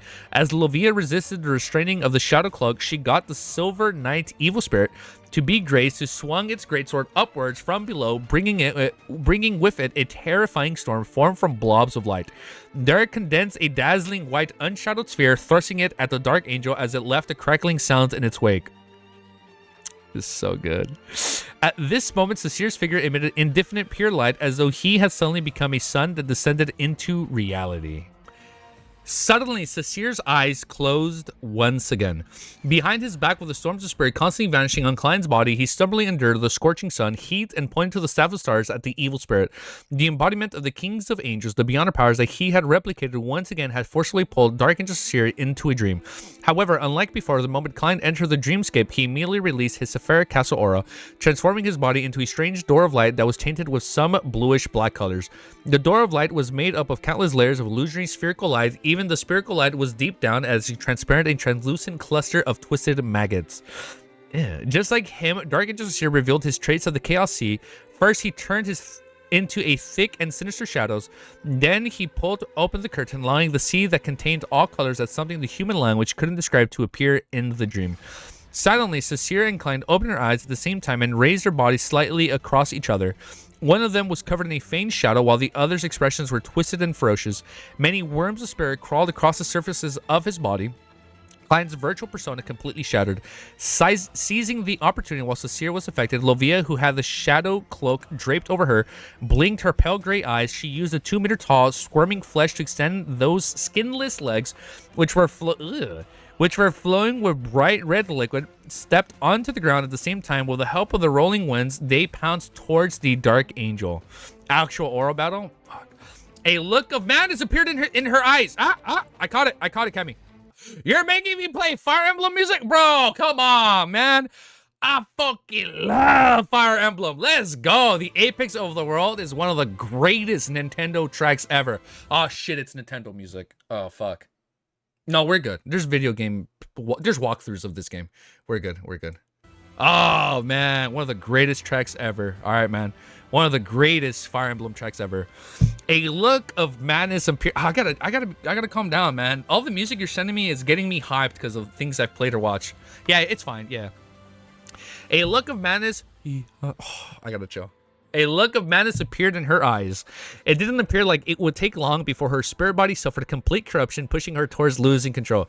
However, at this moment, Lovia's eyes were filled with more rationality and determination. She knew what she was doing and knew that her current state and her subsequent end. Amidst the howling winds, her collapsed body, along with the shadow cloak, landed on the Dark Angel Sasir's body. The squirming flesh and blood intruded as the thick shadows rapidly expanded and the binding two figures together. Without waiting for Lovia to speak, Colin Iliad had... Song is so good. Fucking, I fingers crossed the Nintendo Ninjas don't come over this stream. We gotta keep reading because if the music keeps playing, we're screwed. Without waiting for Lovia to speak, Colin... we gotta speak over the music. We can't just listen to it. Without waiting for Lovia to speak, Colin Iliad had already understood her intentions. He immediately roared in a low voice, "Attack." Boom. His two swords tore through the void at the same time, allowing the silver light to surge at Lovia and Dark Angel Sasir, who were embroiled with each other. Dude, I swear, if Colin fucking dies, I'm gonna get so mad. Upon hearing the chief's words, Derek bit his lips and spread open his arms halfway. The palace that was shrouded in the shadows suddenly lit up as huge balls of light filled with holy flames appeared out of thin air. They enveloped the Dark Angel and Lovia within, quickly melting them and igniting their flesh. Flaring sun. Amid the bright glow, Lovia Pale's gray eyes revealed the pain that she had actually felt. Her voice echoed in an ethereal voice. "I have never betrayed this." Oh, man, no. Is it? Is it GG? "I have never betrayed the city of silver." Before she could finish her sentence, the flesh and the shadow cloak she used to envelop Dark Angel Sasir's body swelled up again. Boom. No. I just started to like her. I'm not going to cry for her. But damn, she was a good character. She was a good villain since Volume 2, man. She's like fucking fingers and shit. Fucking gross. But damn, I came to respect her. Lovia's collapsing body was sent flying before she fell to the ground. Oh, man, I actually feel bad for her now. "I have never betrayed the city of silver." Oh, man. Lovia's collapsing body was sent flying before she fell to the ground. Her shadow tore apart, turning into a thin, illusory veil that slowly floated down. Dark Angel Sasir turned into a pitch black and sticky sea filled with the aura of degeneration. It swallowed the remaining silvery white light and flaring sun, reducing it to nothing. Bro. Oh, she was never a villain, just forced circumstances. Oh, man, I feel bad now. Oh, man, she was just misunderstood, bro. We should have just ate her fingers, man. We should have just ate the fingers all along, man. It wouldn't have been that bad. He immediately returned to his previous appearance, a giant dress in a gorgeous black robe with silver threads. However, the black wing on his back had thinned significantly. Oh shit, so we did damage. At the same time, his pupils turned vertical and turned golden, a violent but surreal wind surged around him and filled every corner of the Shadow Palace with all sorts of thoughts. Mind deprivation, that's not good. Derek, why you smile? I'm not, dude, this is like tears of joy. This is like this, like this is me smiling from like enjoyment of reading. Like, dude, when I cry, I smile. I cry live. You guys cry out? Easy. I thank you, Unknown. I smile with pain. You know how people laugh through pain? Sometimes I just smile and laugh as I'm crying. I got a fun story time next time after we finish the chapter. Derek recently considered an unshadowed sphere disappearing. He stood rooted to the ground in shock. Although Colin Elliot had a strong will, he suffered from the madness, cruelty, and bloodlust of an incomplete mythical creature form. All he could do was divert some attention to resist the influence so as to prevent himself from losing control. Just as Klein calmed down and allowed his worm's spirit to burrow back into his body, he suffered an intense fear brought about by mind deprivation. His body instantly convulsed, preventing him from using the Staff of the Stars. Lovia's body had already collapsed, and with her soul almost completely corrupted, she was in a worse of state. She rolled onto the ground, struggling, leaving behind blood-colored sticky liquid. Fuck, man. At this moment, Dark Angel Sasir raised his left hand. The golden colors in his eyes were replaced by two blazing white suns. God, of course, yes. Rays of holy flames fell down to one. The Light Seeker. Oh my God. It was an exact. Thank you, Sonny. Exactly. It was an exaggerated smile. You smile through the pain. Oh man. Her body, which had collapsed into a lump of flesh and blood, curled up. The skinless arms covered in bright red liquid wrapped the milky white, large human skull tightly in front of her chest and pressed it under her. Under the blazing sunlight, the holy flames burned. Lovia maintained this posture, not allowing herself to move, nor allowing the human skulls to be revealed and receive any damage. Another column of light shot down. Lovia's body couldn't help but bounce up, but she still huddled there, writhing. Finally, this lump of distorted, disgusting, squirmish flesh stopped moving and covered the surface of the human skull. It was dark, dull, and damaged. During the Dark Angel Sasir's act of murdering Lovia, Klein quickly recovered from the effects of mind deprivation by using his unique traits and this is like probably one of the best fights we've read. Or this is like hands down one of like the most like biblical angelic fights we've ever read. This is so fucking cool. He felt an uncontrollable sense of despair towards this battle. They had used all their strength, but they had only slightly injured the evil spirit. Bro, it sounds like Klein gotta go sequence 2. It sounds like we gotta go. Oh, Miracle Invoker, we can bring her back. We bring her back. During the Dark Angel Sasir's act of murdering Lovia, Klein quickly recovered from the effects of mind deprivation. By using his unique traits and past experiences, he felt an uncontrollable sense of despair towards this battle. They had used up all the strengths, but they had only slightly injured the evil spirit. Now that they had lost a demigod, the situation that followed would probably be even worse. What should I do? As Klein used creeping hunger to change his position, his thoughts raced in search of any possible weaknesses. It's intrinsically an evil spirit. An evil spirit. Oh, wait, what can we do with that? Just as Unshadowed Crucifix? Can we use that on him? Just as his figure appeared elsewhere, he suddenly had an idea. He cast his gaze on the grayish-white stone slate. Oh, the Blasphemy Slate. On the grayish-white stone slate on the iron-black throne. Some evil spirits had beyond their characteristics, but most of them didn't. The source of their powers stemmed from other places such as the spirit world. Maybe the real Light Seeker was the easy that read along the way. Hey, that's a good one, username. Maybe the real Light Seeker was easy trying to find the Light Seeker all this time. The existence of evil spirits needed something to rely on. This might be the territory that he was born in, or perhaps something special. The common point was the evil spirit could use them to connect to the spiritual world, or even the underworld, to obtain the power to maintain their existence. And this evil spirit that originated from the Dark Angel Sasir might even be mixed with some of the will of the primordial where did his powers come from. This was the forsaken lands of the gods, and the connection with the spirit world was sealed. It was almost completely severed, making the powers difficult to be effectively utilized. Klein could teleport only by relying on the uniquenesses of the Divine Kingdom, or the Divine Kingdom's embryonic form. As for the Giant King's court, it was clearly unable to provide the powers of a spectator. The Sun, the Hangman, Reader, and Tyrant pathways, a trace of the Dark Angel's formerly possessed, clearly belonging to the true creator at present, making it not present here. Therefore, whoa, well shit, we're already at the end of the chapter. Therefore, the answer to the source of the evil spirit's power was very simple: Chaos C. In the Shadow Palace, the only thing directly connected to the Chaos Sea was... Oh, no fucking way we destroy the Blasphemy Slate. The only thing directly connected to the Chaos Sea was the Blasphemy Slate.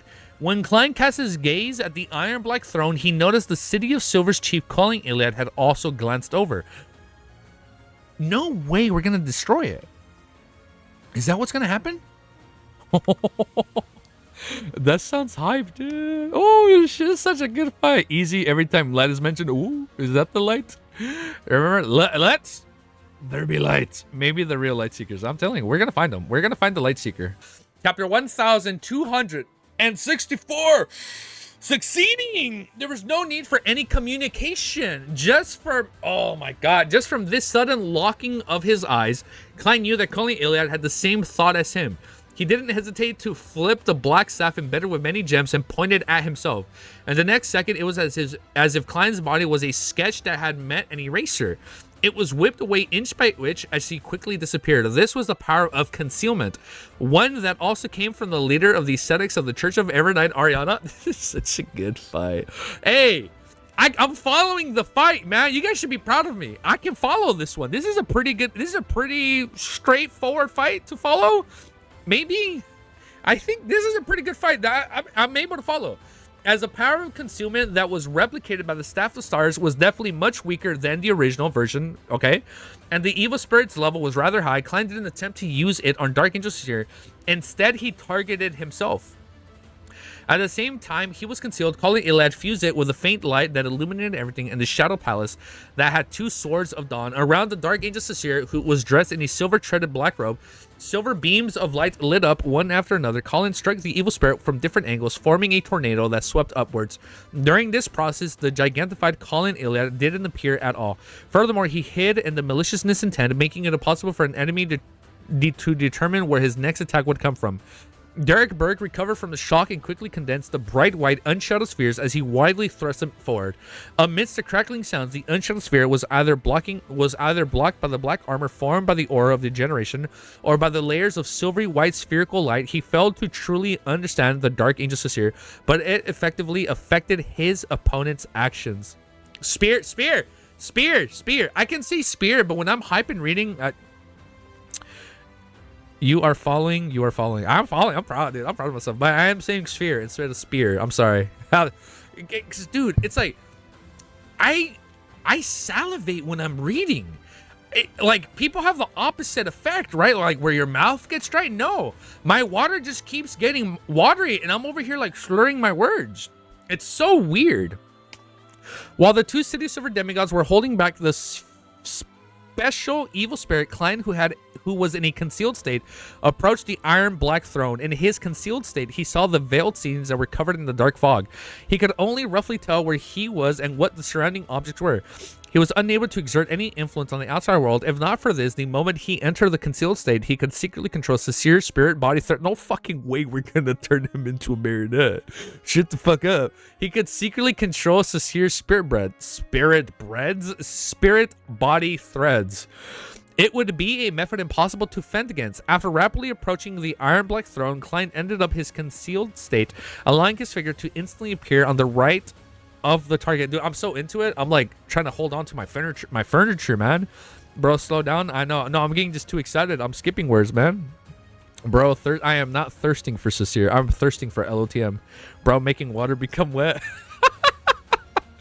Oh, shit. It would be a method impossible to fend against. After rapidly approaching the Iron Black Throne, Klein ended his concealed state, allowing his figure to instantly appear to the right of the target, okay? Following that, he aimed the Staff of the Stars at the grayish-white ancient... I'm using this as the staff. He aimed the Staff of the Stars at the grayish-white ancient stone slab. Ignoring the content on it, Klein quickly outlined a very... Ignoring the contents on it, Klein quickly outlined a very familiar Beyonder power in his mind. Boom. Silver bolts of lightning shot out with a strong destructive aura, striking the first blasphemy... The fact that we're hitting it. Striking the first blasphemy slate. This was the lightning storm powers from the Sea God Scepter. Boom. Amidst the silver light that illuminated the surrounding areas, an illusionary light that was almost invisible appeared between the first blasphemy slate and the dark angel Sasir. It was difficult to describe the exact color, but under the terrifying lightning's pandemonium, they evaporated and broke apart.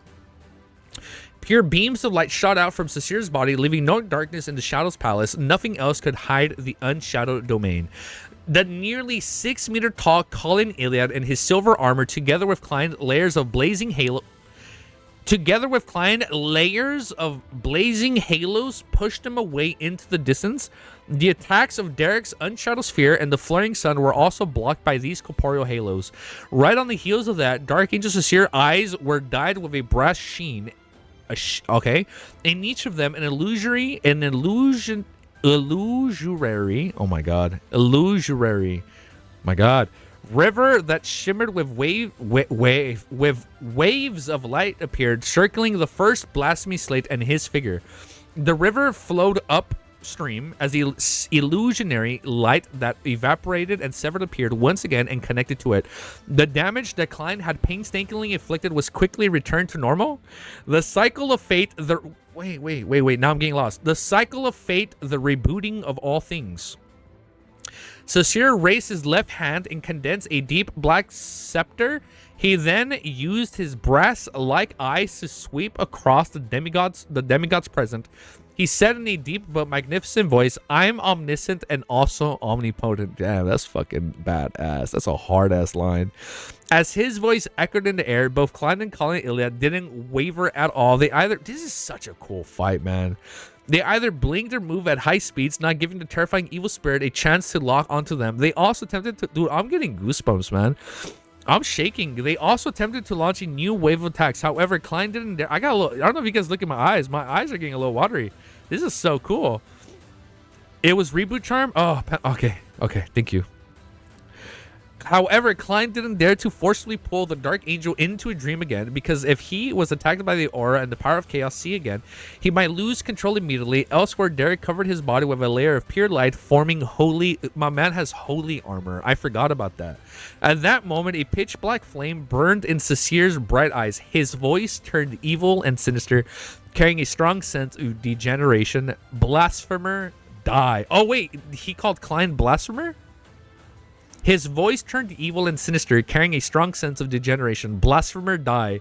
Klein's body, heart, and soul suddenly sank. Oh shit, he called him Blasphemer? He felt as though he was about to die. His consciousness turned blurry and energy evaporated.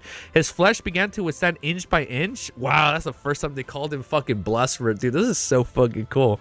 My man is going up against the kings of all kings of angels. The actual left hand of God. Colin Iliad was slightly better than him. He only felt his body grow heavy as his life slipped away uncontrollably. The madness that came from his incomplete mythical creature form grew stronger. This is so hype. Derek, who's farthest from the Dark Angel Sasir, emitted bright bouts of sunlight, helping him quickly escape from his trance. He then opened his mouth. God says it's ineffective. God says it's ineffective. Oh, it doesn't work. The feeling of death instantly dissipated a little, allowing Klein and Colin Iliad to barely find themselves. Tap, tap, tap. The giant, like Colin Iliad, rushed towards the Dark Angel Sasir. Along the way, he kept changing his positions, dodging unstoppable, dark, sharp beams. In the blink of an eye, he had already closed in on the target. Dark Angel Sasir immediately pointed the pitch black scepter ahead, causing the... I said spear. It's a scepter ahead, causing Colin Iliad's body to produce a shadow within the unshadowed domain. Wait, Colin Iliad's body to produce a shadow within the unshadowed domain. The shadow came alive as it followed the legs of the City of Silver, swallowing him. Oh shit, gong. It's a... Wait, gong. Wait. Episode 1, we heard the gong. Wait. Episode 1, where Klein gets like sucked in by the curtains, we hear gong. A distant bell sounded as though it had pierced through history. Klein was being pierced through history, right?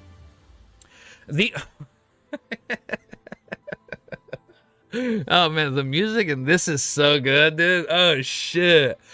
Bro, that's there. It's different. Well, but it's like it's reminiscent. I hear a gong, and then it's like there's all this shit going on, bro. It's like this is so good. This is so good, man. Oh my god, tear my eye. Calling Iliad's face under his visor. Wait, the blazing light exploded, dispersing the shadow like sun. Calling Iliad's face under his visor twisted, but he didn't hesitate at all. He jumped up, appearing right above the Dark Angel Sasir, and cleaved down with his 2 swords of dawn. Gong. We hear the bell again. Sasir seemed to see through Calling Iliad's intention. He raised the black scepter horizontally and blocked the other party's cleaving strike. Suddenly, Calling Iliad's body melted. He became sticky, heavy, and mercury, like the element, surging down like waves, instantly drowning Dark Angel Sasir. Wait, no. Calling Iliad's body melted. He became sticky, heavy mercury, surging down. No, fuck you. Instantly drowning Dark Angel Sasir. If it was as if he was wearing a set of full body. So wait, what happened? Wait, he's not killed, right? No, it's not GG. No. Wearing a set of full body silver armor without any gaps in between, Calling wanted to suffocate the entity inside. Sasir's actions were immediately restricted. Taking this opportunity, Klein's figure suddenly turned transparent as he appeared beside the iron black throne. Teleportation. Then I thought we couldn't use teleportation when we're inside. Then he raised the Staff of Stars and conjured a... Dude, this music is so good, man.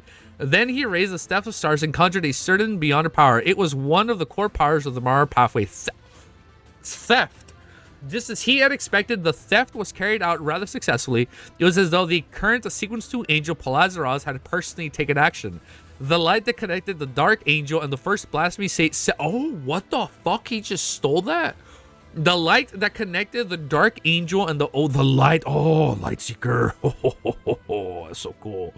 That's cool, man. That's pretty badass. The light that connected Dark Angel and the first blasphemy slate separated from Sasir, shifting to Klein. Oh my god, at that instant, Klein's thoughts nearly exploded. The indescribable color and form appeared in front of him once again. It was abnormally illusionary, as though it was a sea containing all secrets. Just as he was about to lose control due to the aura and powers of the Chaos Sea, the part of his body that was... Oh shit, yeah, half his body is still changed, right? Part of his body that was corrupted by the true creator suddenly experienced a change. Again? Another change? They seemed to be attracted by a strong attractive force as they rapidly gathered together, and they began to take over and the nearly invisible light, making him stop at the edge of a probable cliff. Indeed, as Klein said, he tried his best to restrict his mind, and that had been inundated. He was temporarily unable to move. Bang, bang, bang. The silver armor covering Dark Angel Sasir's body began to crack into darkness. These beams of light that came from the coal of the spiritual flesh tore out, turning the mercury into tattered pieces of flying far away. It allowed the mercury is his body, right? Far away, with a loud snap, the mercury fell to the ground, regathering into the form of... Oh shit, we're good. Oh my god, he's back. With a loud snap, the mercury fell to the ground, regathering into the form of Kali. I thought he was dead, bro. These were the gaping holes in the chief body. Inside it were black... Wait. Gaping holes in Chief's body? Inside it was a black, frozen, decadent, and illusionary aura. No. At that moment, the illusionary layer, black wings of Sasir's back dimmed significantly. So he's almost down. His eyes had once again worn a brass sheen. A faint, flickering illusionary river appeared in them. Upon seeing this scene, Calling Iliad instinctively recalled what had happened. As these thoughts flashed through his mind, he relied on the intuition to charge out without hesitation, filled with great resolve. No, when there's great resolve, that's not good. Let's finish it. No, his body ignited. A transparent flame emitted the bright light of dawn. No. I'm not liking this, like, final hoorah. These beams of light came from his soul, his body, his beyond characteristics, and the 2 swords that he struck out merged together, turning into a raging... No, this is too badass, bro. Oh, shit. Oh, damn. No, this is too hype. He struck out, merging together, turning into a raging, violent storm that swept out. This is... Oh, no, he better not die. At this moment, Calling Iliad's eyes were filled... No! The light seeker! Calling Iliad was a light seeker! At this moment, Calling Iliad's eyes were filled with the light of dawn he created, and a towering figure dressed in a gorgeous black robe with illusionary black wings. Bearing the light, he charged towards the light Sasir. Oh, shit. The terrifying hurricane... Oh, dude, I'm fucking crying. Oh shit, I love this, man. A little too much, man. Hold up. The terrifying hurricane of light instantly enveloped the dark angel, tearing at his body. Oh no, he's not dead. No. He's not dead. No, I'm not crying. I'm not crying. I'm not crying because he's not dead, all right? Man the fuck up. You're a grown man. He's alive. He's chill, man. It made the evil spirit that had a... Wait, I skipped a sentence. The terrifying hurricane of light instantly enveloped the dark angel, tearing at his body, interrupting the beyond... I gotta fan myself down. Interrupting the beyond powers that he was about to use. It made the evil spirit that had lost the source of its power rapidly fade away amidst the... Wait, we killed him. Fade away amidst the fragments of light? When the light... Oh, man, I'm twitching. When the lights dissipated, holes appeared on Dark Angel Sasir's body. The layers of wings on his back were spread out, but he failed to borrow any strength. Calling Ayla immediately turned into sticky mercury, once again covering most of the evil spirit's body, restricting his movements. Oh, shit. Then the City of Silver shouted in a low voice to Derek Berg, just like he did when... No! Then the City of Silver Chief shouted in a low voice to Derek Berg, just like he did when he was facing Lovia. Attack? No! Don't attack! Get the fuck out of the way, dude! No, Warrior? Fuck you! He's so dead! He is so... Wait, no! He is so dead! No, he better not fucking die. I like him. He has grown on me so much over the chapters. We can't afford to wait. We can't afford to wait. We can't afford to wait. We gotta keep reading. We gotta keep reading, man. Oh shit. All right. Second to last chapter, dude. There's almost 50 of you guys here, dude. Holy shit, man. Thank you. All right, chapter 1065, Warrior. Oh man, you know what this reminds me of? You know when you know it. Come on, you seen Attack on Titan. You know when he says it, we're warriors. Oh. When Reiner's like, a warrior. Oh, man. Warrior, attack. Upon hearing the chief's words, Derek froze for a moment before instantly spreading his arms. During this process, his vision blurred. No, his vision blurred because he's crying. His vision blurred as he let out an extremely repressed voice from the depths of his throat. A blob of light covered in homely flames descended out of thin air, devouring the figures of the Dark Angel Sasir. No! And Kali Iliad. Before the blast of light exploded, Derek pulled back his arms, forming a bright, white, pure, unshadowed sphere in his palm. Oh, shit, dude. Amidst the crackling sounds, the long spear of light tore through the holy flames and accurately hit the evil spirits' heads. Dazzling light burst out, completely covering the entire area. Even the crazy Klein couldn't avoid it. As if he was too close to it, he couldn't help but close his eyes. His face controlled into a grimace. He felt as though his worms of spirit were evaporating one after another. The connection between the blasphemy slate and the true creator's power of the corruption had been greatly purified before they could fully be established. The sun seemed to rise into the sky. Dark Angel Sasir's indistinct figure appeared, twisting and distorting amidst the blinding white light and the holy flames. Melting away. Oh, this is a short chapter. Then the shadow that covered the walls, stone pillars, and the tiles began to disintegrate, revealing inches of orange-red light. The palace hidden in the resistance of the Giant King finally failed to sustain its existence in the real world. It no longer blocked out the influence of the outside world. This also means that the special evil spirit that had lost contact with the Chaos Sea had truly been cleansed. Wow. Light? Like a light seeker? Oh, wait, that's mean. He was the light seeker. Shut up. What do you mean? Colin was a light seeker because he was hit by the light? Shut up. That's too dark, man.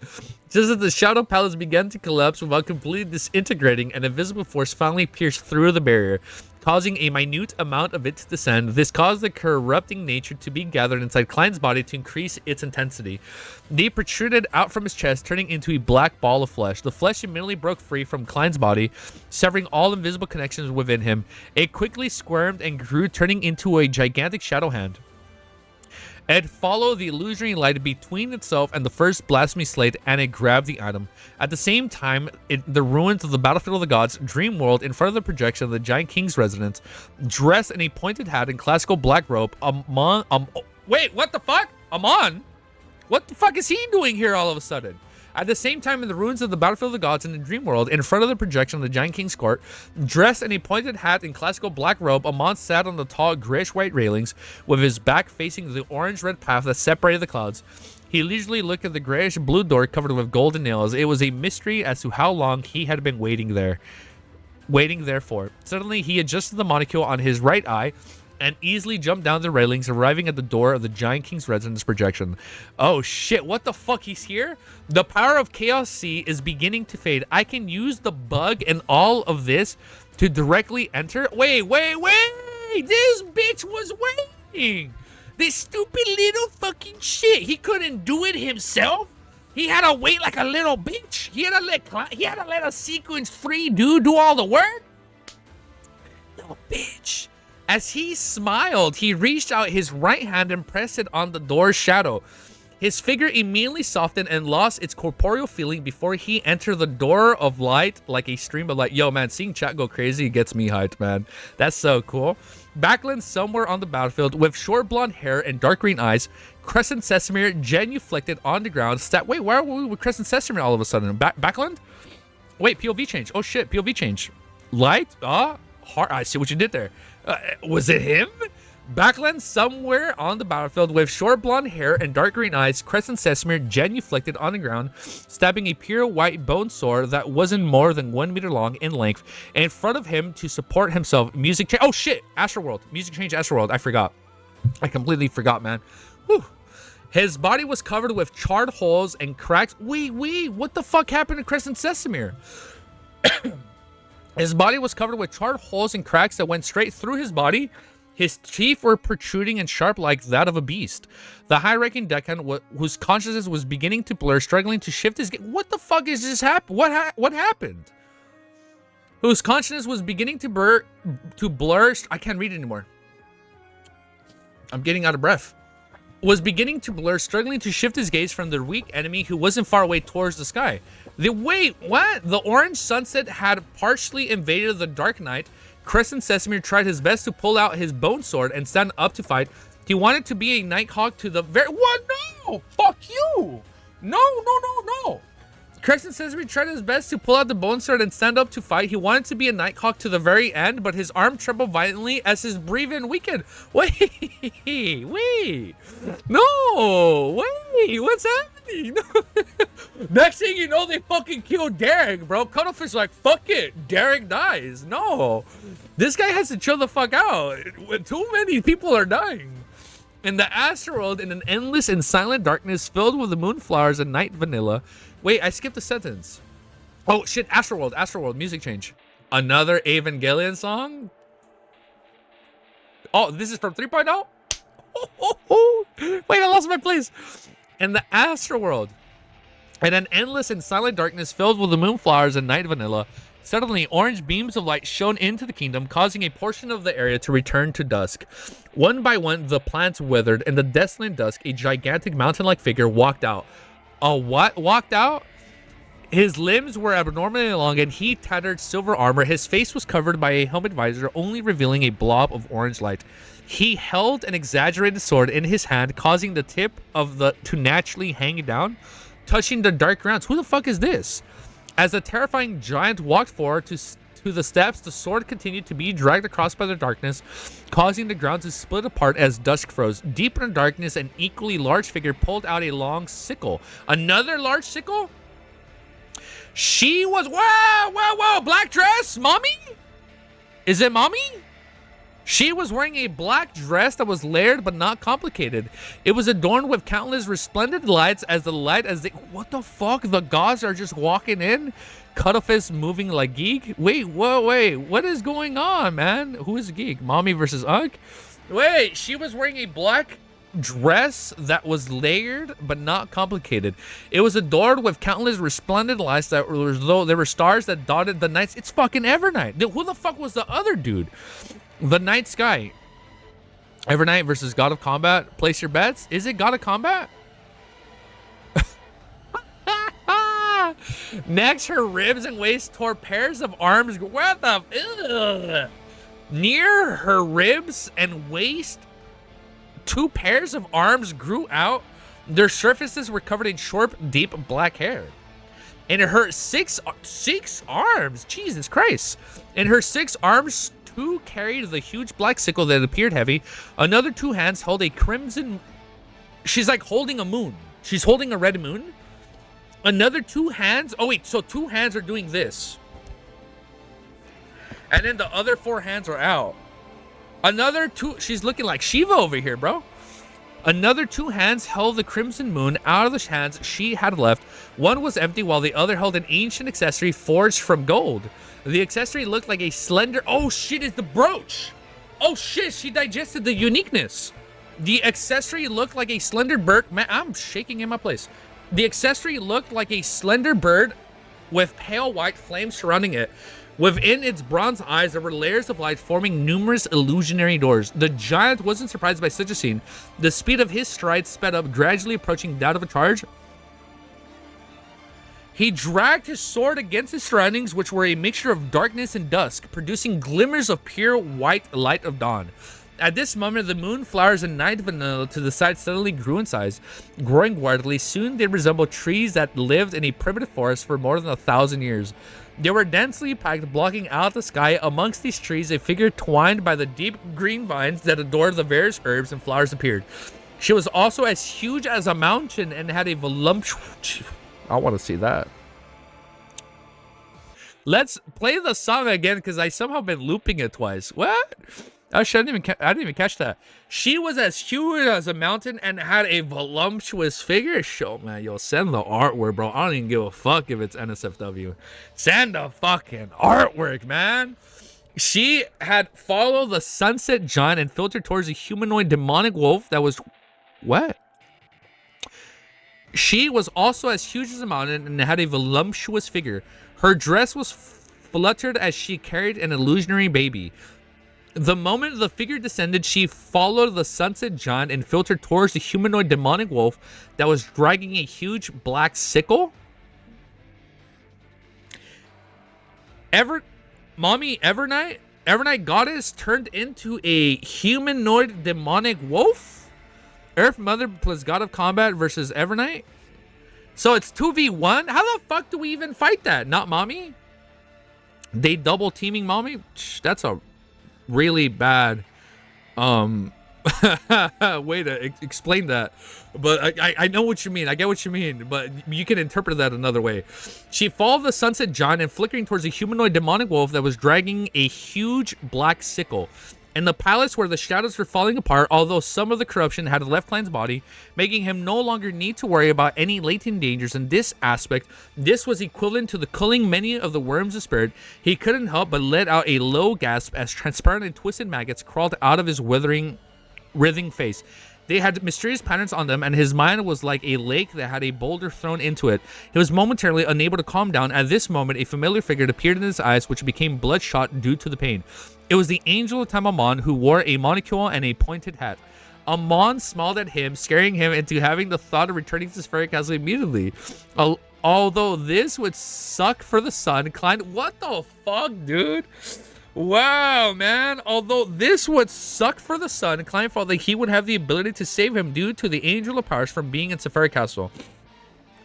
After all, the influences from the outside world could now enter this area. But in the blink of an eye, the Angel of Time cast his gaze towards the grayish-white blasphemy slate. He cast it towards the shadow hands that was saturating the growing stronger with the collapsing of the land of slumber. Amon immediately raised his right hand and had adjusted his right-eyed monocle. The crystal monocle turned dark as though it was mixed with countless colors of an indescribable manner. An illusionary, terrifying, tumultuous sea appeared in front of Amon.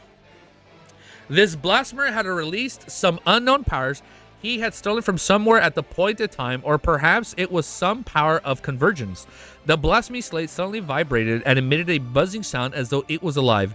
It broke free from the remaining light, and it wasn't stable enough between the shadow hands, and it threw itself at Amon. Klein, who had just recovered from the pain from his fear and horror, couldn't believe his eyes as they dilapidated. Wait, music change? Music change. All right, the first blasphemy slate actually didn't choose the true creator of the Hanged Man pathway and instead sought refuge with the Marauder pathways. What? The first blasphemy slate sought refuge with the Marauder pathways Angel of Time. After momentarily dazed, he vaguely understood the whole story. Amon's true body had wandered to the forsaken lands of the gods for more than thousands of years before entering Chernobyl, doing so in search of the history from the second all the way to before the first epoch. He must have hovered at the edge of the Chaos Sea and had done some dangerous research. He had stolen some traits, and now he is only using the release of this stolen trait to attract... Oh, he's attracting the Blasphemy Slate. Simply put, the Kings of Angels had prepared for this for a very long time. As for the true creator, he is unable to completely descend because he took that aspect from the Chaos Sea. That's why he's unable to descend. He is unable to completely descend. He has to wait for the Dark Angel's land of slumber to completely collapse.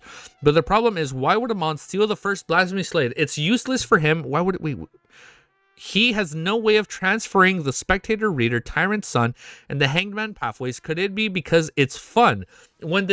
Because it's fun? Wait, it's not. I'm not scrolling down. When the deities and his brother are plotting for this Blasphemy Slate, he suddenly intervenes and run away. But isn't it more important for him to capture me? As Klein remained puzzled with Amon's goal, he slowly retreated, opening his eyes wider, trying his best to pry into the secrets of the surface of the Blasphemy Slate. He wanted to memorize the potion formula he needed. Silly Amon. Sequence 1, attended to mysteries. As soon as the corresponding words entered his eyes, Amon reached out with his left hand and grabbed the Blasphemy Slate.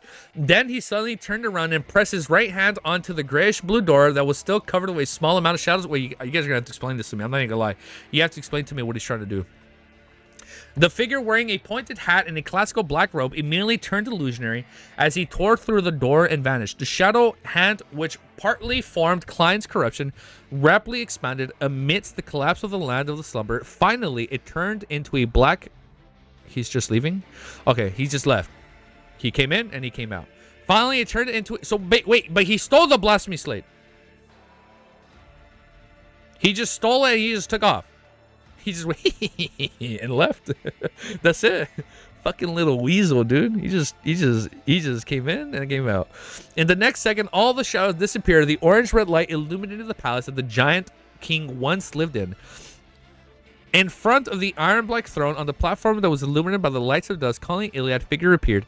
He was wearing a tattered silver armor, revealing... Wait, not yet. And the iron-black throne. Yeah, iron-black throne. Oh, fuck you!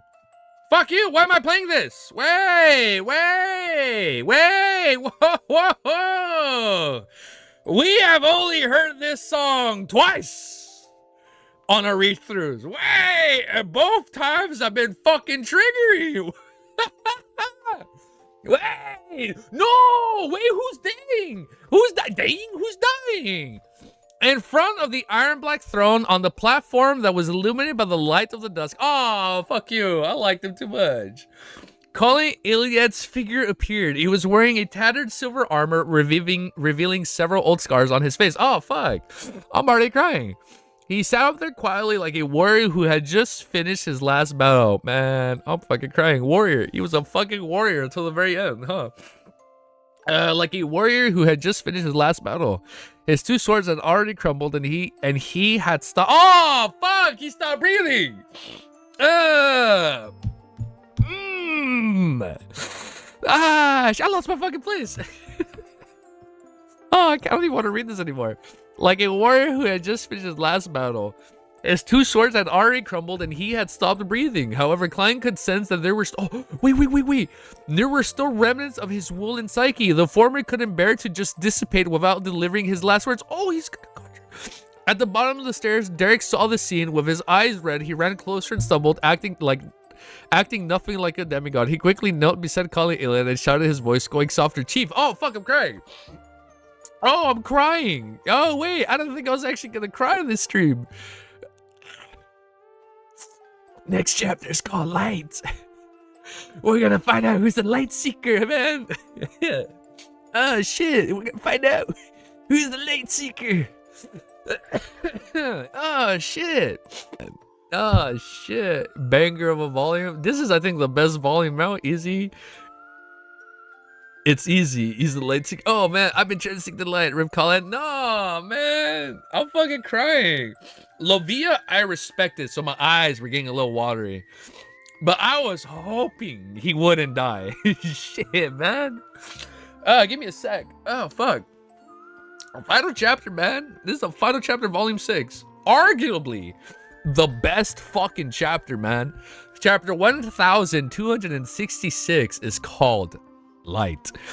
For a demigod beyonder, they experienced a qualitative change due to their powerful souls. Even in death, their psyche could persist for some time, unless this was circumvented due to an enemy deliberately destroying it.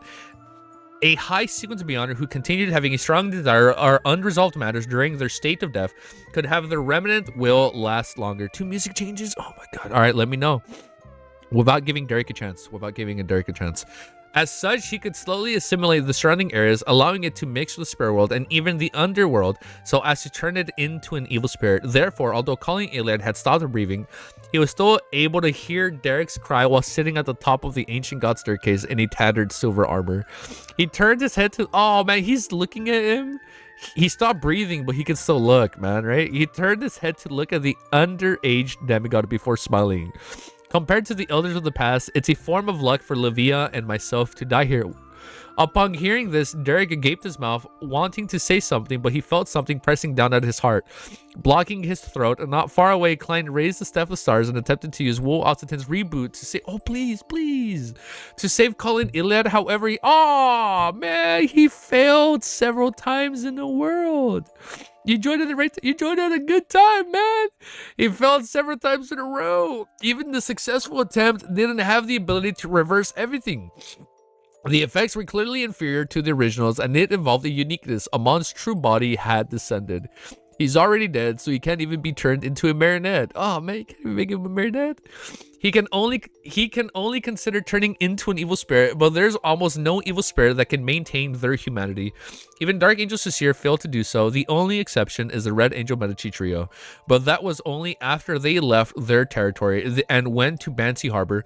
The chief doesn't seem willing to take this route, so the residents of the City of Silver, becoming an ear spirit is undoubtedly a curse. Klein sighed and cast his gaze elsewhere to observe the giant king's palace that had its shadows recede. Calling Iliad's... Oh man, this is sad, man. Calling Iliad examined Derek's face and sighed. Oh man, when you return, you will be a member of the 6-member council. But at what cost? At what cost, man? Fuck. I know, relative to your age, this is a very heavy responsibility, but everyone in the City of Silver has to be prepared to shoulder everyone's fate. Derek nodded and said with a nasal voice, "Yes, Your Excellency." I forgot when I'm changing the music without giving Derek a chance. Okay. Derek nodded and said with a nasal voice, "Yes, Your Excellency." Calling Iliad revealed an amiable smile. Don't be worried that don't misunderstand this. I'll tell you a secret. Currently, City of Silver only waits, and I know of it. When you get back, tell this to wait immediately. He will understand that Livia and my death has nothing to do with you. Otherwise, you will not obtain this secret from me. Having said this, calling Iliad looked at Grip and Gurmsparrow and nodded gently. From today onwards, everyone in the City of Silver can freely change their faith to Mr. Fool. Derek wasn't excited at all. He nodded heavily, indicating that he understood. Wait. Was that it? Fuck, man, I don't even know. I keep... Oh, man, this is hard. It's hard to read. You're reading with a nasal voice. I know, man. You know it's bad when you're like... when you're talking like that.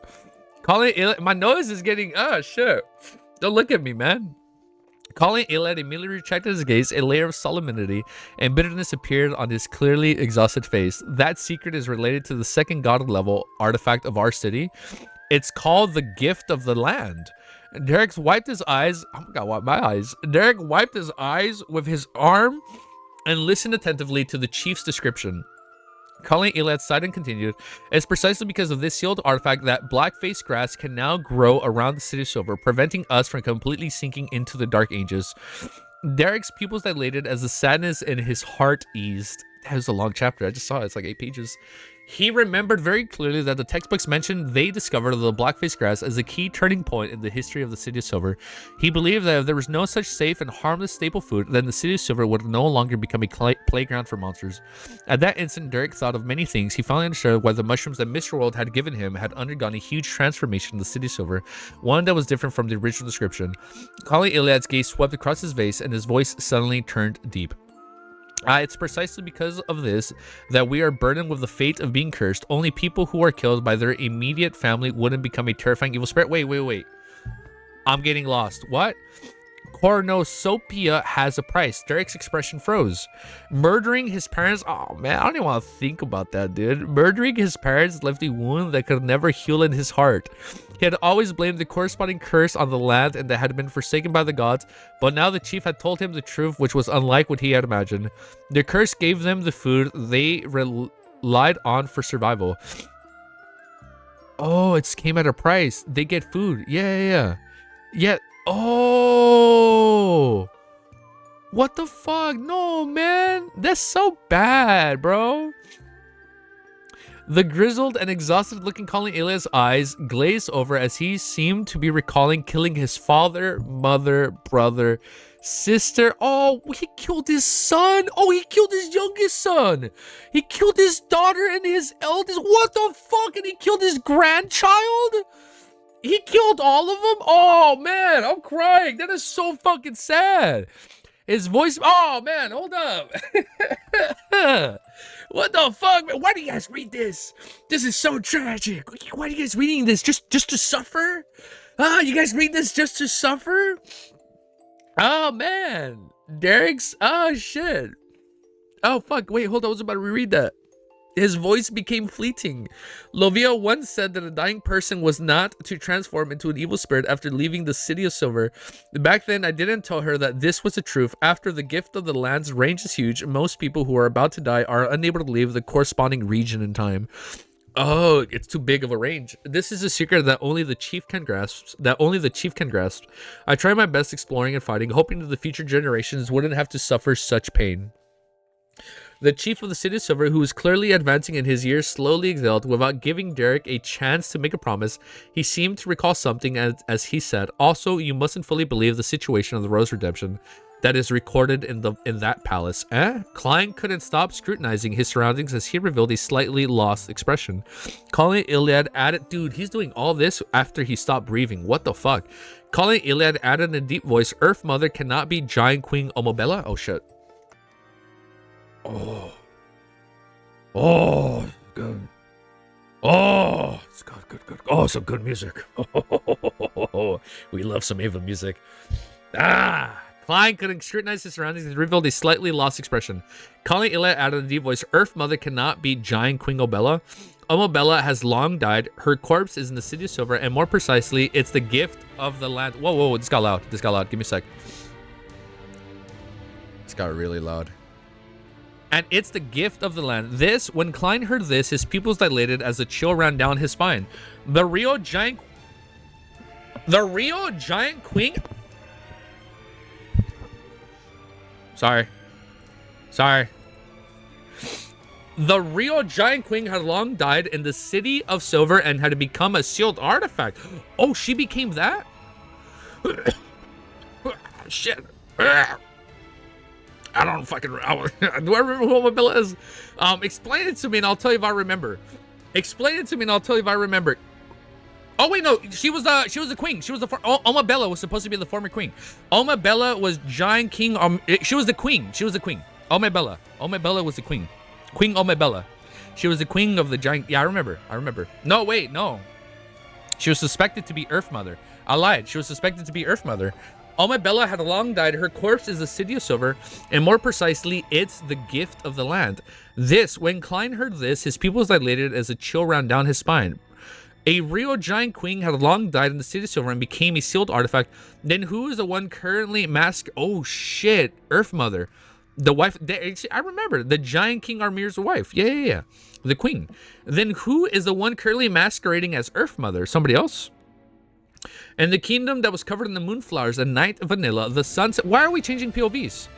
The sunset giant sword struck the heavy pitch black sickle and froze in midair. What? In the darkness that had been destroyed by the intense battle of the gods, time seemed to come to a halt, be it the giant wearing tattered armor who was bathing in the dusk or the humanoid demonic wolf with 6 arms. They seemed to become a part of an oil painting. Everything stood on the spot, maintaining their previous posture. However, a dark brown wooden cane had stabbed through the back of the sunset giant, piercing through its heart as it frankly drained the life of the deity. Who the fuck is this? dragging him down in an act of returning it to the land, returning to a mother's embrace. Jesus. Wait, I'll be honest, I am kind of sad that we're actually not getting more of this. So, it was originally a 2v1. Wait, so who was the other one that betrayed? Oh, God of Combat and Evernight Mommy might. So wait, so God of Combat betrayed her? Wait, let me keep reading. This dark brown wooden staff was held in the hands of the giant-like voluptuous woman. It formed a deep autumn scene with the withered flowers, grass, and mushrooms.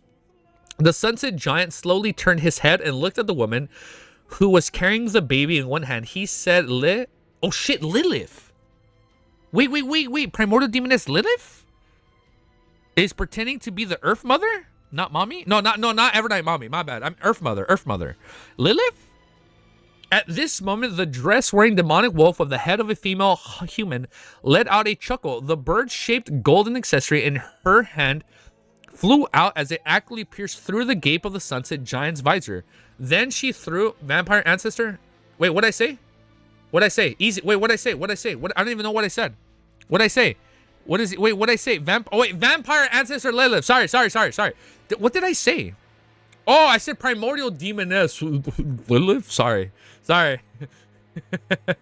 different baddie. Not Mommy as in Evernight. No, it's not Mommy. Sorry. I confused. Sorry, wrong baddies. I mixed up names. The Crimson Moon and her two other hands at the voluptuous woman. Oh, wait. Then she threw the Crimson Moon she was holding in her two hands at the voluptuous woman. And that's Lilith. And the next second, a portion of the sunset giant's body collapsed. An orange-red sunset pierced through the serene darkness and landed in the real world. Some landed... Let me put the volume up. Some landed... Wait, let me loop it. I think the music just ended. Some landed on the battlefield, causing countless soldiers to die. Some crushed the mountains, creating a... They crushed the mountains, creating a lake that made all the living creatures age. Some fused with some lucky creatures. Jesus Christ, what the fuck? Dude, so many people are dying. No. Evernight gave the Crimson Moon. Yeah, no, she threw the moon at her. She took it. And then that's where, like, what was it? All this is happening now as a result? I lost my place. Give me a sec. This is a little too exciting. Where was it? Crushed mountains. Oh, creating a lake that made all the living creatures age. Some fused with some lucky creatures, turning them into a crazy and powerful monsters, while others enveloped the great twilight hall outside the St. Millum. The solidified orange light was extinguished.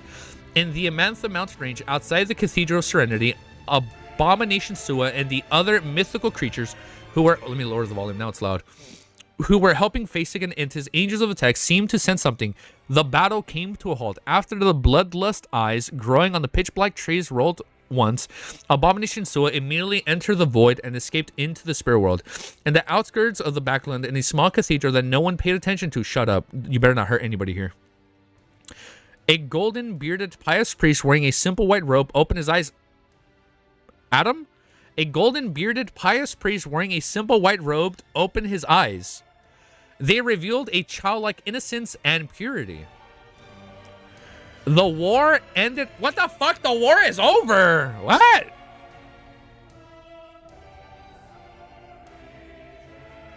Wait, he drank a potion. Wait.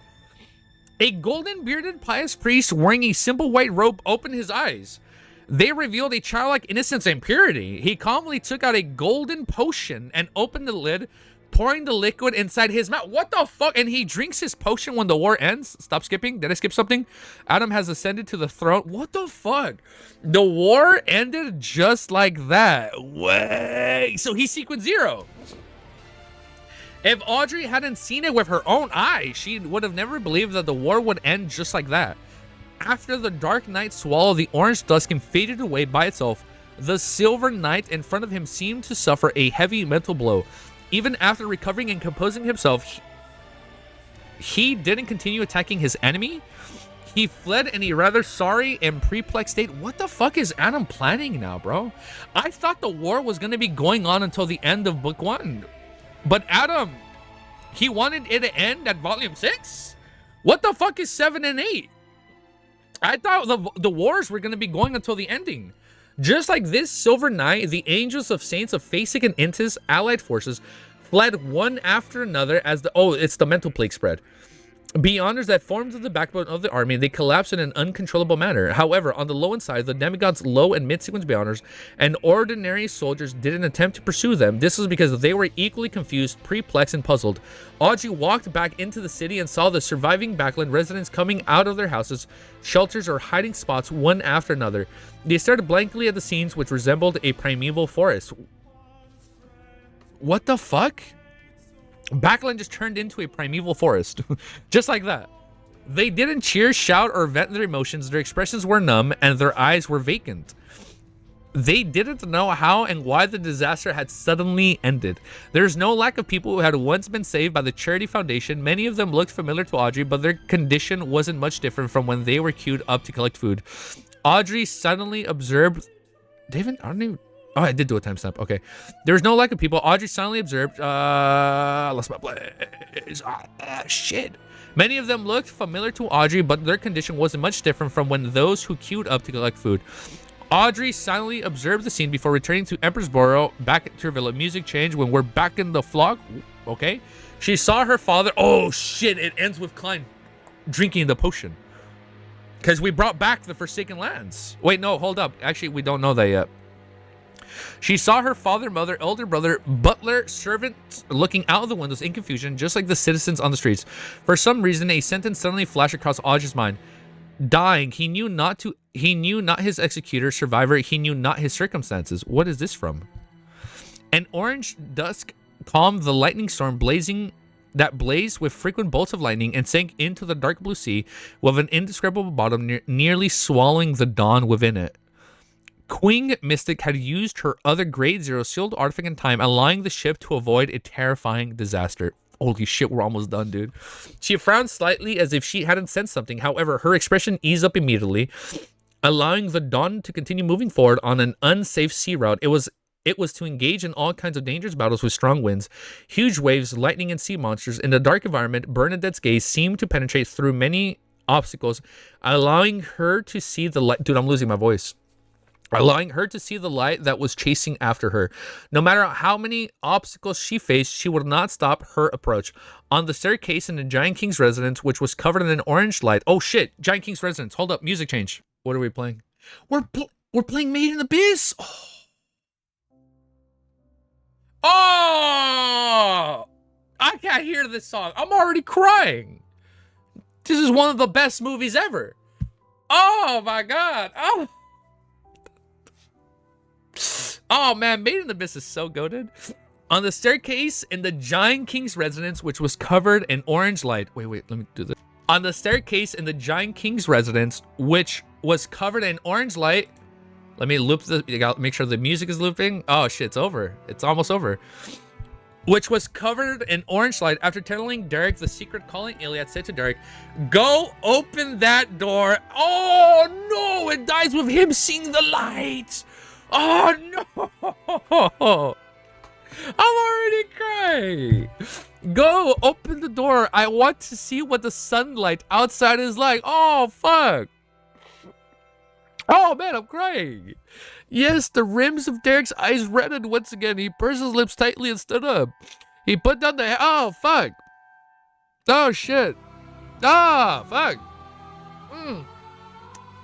Ah, man, yo, fucking round of applause to Cami, man. You did fucking fire today with the music. Ah, man. He put down the hammer in his hand, and under an encouraging gaze of Klein, he steadily circled around the iron-black throne and arrived in front of the grayish-blue door, which depicted the sunset. Oh, man. Derek stared at it for a second, bent down, stretched out his hands, and pressed them against the sides of the door.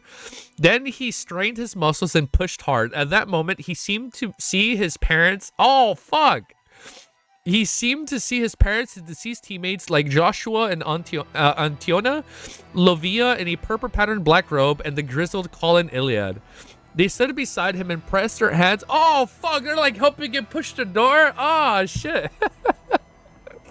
Oh, man. They stood behind him and pressed their hands against the door, pushing the grayish blue door with him. They're like helping him, dude. Just like in the episode when Dunn is dying.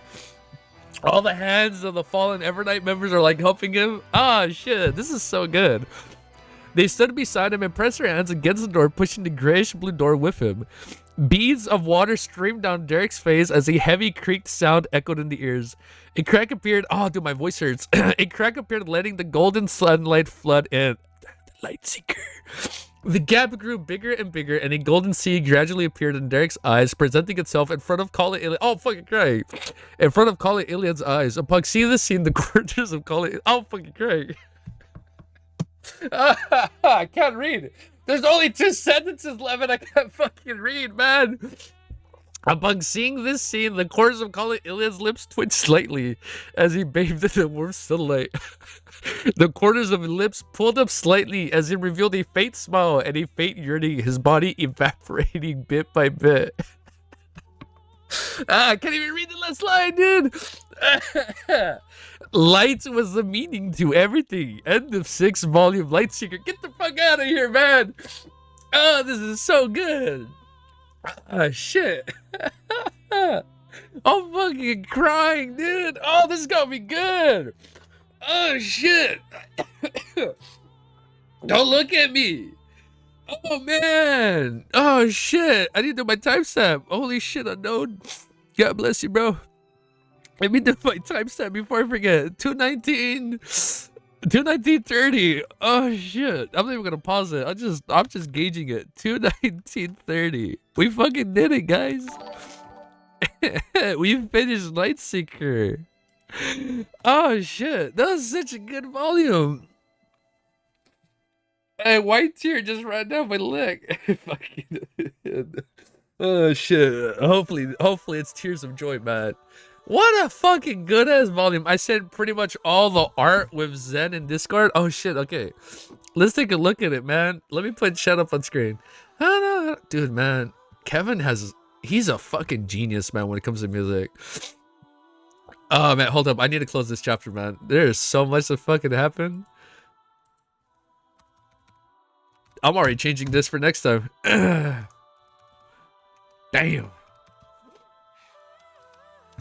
Wow. Wow, just wow. We fucking did it, man. We found the Lightseeker. Dude, there's so much artwork. Hold the fuck up. Yo, chill out. There is so much artwork going on. Wow! There is so much artwork.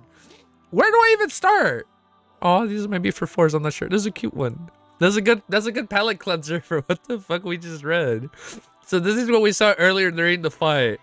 I don't even care about this artwork anymore. I want to look at all the beautiful sad artwork. But this is still one of the best artworks ever. No, I do care about it.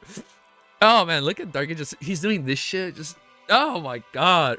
I didn't send everything. Milosh sent like 3x more in Wiz Discord. Oh shit. Yo, somebody hit up Milosh. Can I peek at his? No, I can't peek at his Discord. No, I cannot pierce at his Discord. I'm gonna just play this. I'm gonna just keep looping this song for now. Wow, man. I'm speechless. No?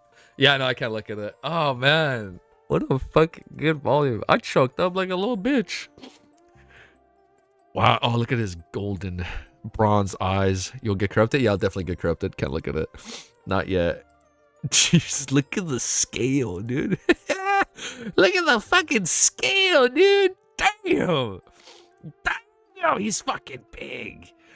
Damn, he's fucking huge. Who is this?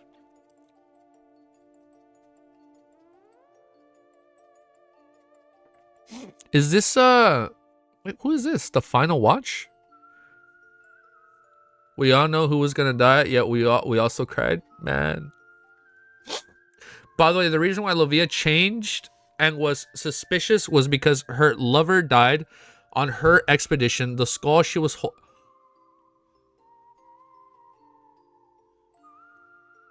The skull she was holding is his... What? It's her husband's head? Her lover died on her expedition and she was holding onto her lover's skull? Dude, you gotta head out. No, it's okay, love, man. It's okay. Oh, man. What a fucking... It's not confirmed, but yeah. Okay, it's implied. Oh, man. What a fucking good volume. This is the best volume of fucking LOTM. Dude, man, Cuttlefish set the bar high. He's like, hey, man, I'm excited for Lightseeker. And he's like, I think this is gonna be my favorite volume. He was right, man. This was the best fucking volume. Holy shit. The volumes literally get better. Like, it actually gets better. Wow. Jeez, man. Oh, is this supposed to be the little halos that were circling around his head? It said that earlier, right, when we were reading, like, the halos would circle around his head and his body. I assume that's it. My man is fucking looking like Sephiroth over here, bro. God damn, fucking the little one-winged angel up in here. Holy shit, this dude looks badass as fuck. Oh my god. Dude, people are so fucking talented, man. How the fuck? That one is the official card. Yeah, I assume these are all official, right? Anytime we see like these cards, this one is official card art. Oh my god. Oh man, look at him just looking at the sun. Oh man, no, this one is. Oh, the Sincere one is official. Oh shit, it kind of does look like the artwork we've seen. Oh shit, I gotta save all this then. Wow. It's like, this is the best fucking volume. The Lavia one is from a single artist, is not official. Oh, dude, it looked official. I thought this was official artwork. Oh shit, really? This is the best fucking volume. God damn. Look at fucking Derek opening the door. All the blood. Everybody that died just helping him get to this point. Oh, this was a sample? Damn, man. The doors on the art are made out of Colin's sword. Oh, you're right. Oh, shit. That's him in the... Oh, he's holding it. He's doing this. Oh, I didn't even catch that. Wow. Super bad tunnel vision. Oh, shit. He's holding the door and he's pushing it open. This is swords. Wow, man. Dude, people are so fucking talented. Oh, man. Oh, shit. Oh, man. I'm fucking crying. Oh, he's crying. I'm crying with you, bro. I'm crying with you, Derek. I was gonna call him Eric. I'm crying with you, Derek. Oh shit. I'm crying again. I'm not even lying. Look at this shit. I'm crying again. We'll go up. Fuck. Oh man, this is such a good volume. I love this series, man. I'm not gonna lie. I get lost. You guys know me. I get lost sometimes because this shit is hard to follow. And then I'm reading it out loud, and this is I'm stream looking at chat. I'm getting like distracted, but hey, man, that's half the fun. And then you know, man, when shit hits the fan, I get a little emotional. Wow. Lightseeker. Wow, this is so good. We did it. No shot, man. Volume 7 starts with him becoming a miracle invoker. He's probably gonna drink the potion because he brought the Forsaken Lands back to the real world. Oh my god, I can finally look at her. Oh shit! I saw this artwork like during volume 1. Do you guys remember I told you guys about this? Oh shit! Oh, it was her hurrying the scepter. God damn. God damn. Damn. I'm gonna say it. Would love to take her out on a beautiful date. They spoiled it in the Dunqua. And yeah, I know. Yeah, they did spoil it in Dunqua. Every night is so fucking... She is fucking badass. Straight up Bloodborne, bro. This is some Bloodborne ass shit right here. Oh, wow. Oh, the fur. Oh, shit. Oh, yeah, like the wolf hat. That is trippy. Oh, this is... Oh, shit. This is the bird brooch? The 4 fur-covered hands, her 2 hands holding the crimson moon, her black crimson veil. No, not crimson veil, just her black simple veil with patterns of the star. All those hands. God damn, man. Some wild-ass shit. Oh, look at the constellations. Where's the Big Dipper? That's the only one I know. We got the Big Dipper, and oh, I found the Big Dipper. That's the Big Dipper right there. Wow. Look at that, man. Look at this fucking scepter. Oh, Jesus. What the fuck is this one on the bottom? Wow. Also check DM. Okay, I'll check DM. I got you. What? Dude, there's so much shit I want to use as artwork now. That is so good. One sec. Adam art where? Was there Adam art? Oh my god, this looks so fucking good, dude. Damn. Oh my god. I can't get over how good this artwork is. There is so much more artwork that you guys sent. What the? This is fucking peak. Omniscience by Skyda. Wow. You talented, beautiful genius. Damn. Lilith is fucking beautiful. So the ancient ancestor Lilith, you see, I said it right. Sorry, I don't know why I said primordial demoness. It was it wasn't cheek. My bad. Who the fuck is this? Wait, I'm sorry. Who is that? Who is this supposed to be? I've never seen a bad Evernight art. I haven't. They're all good. Audrey finding the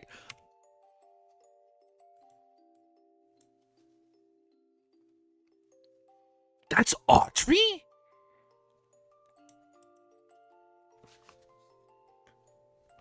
When did it say she had wings?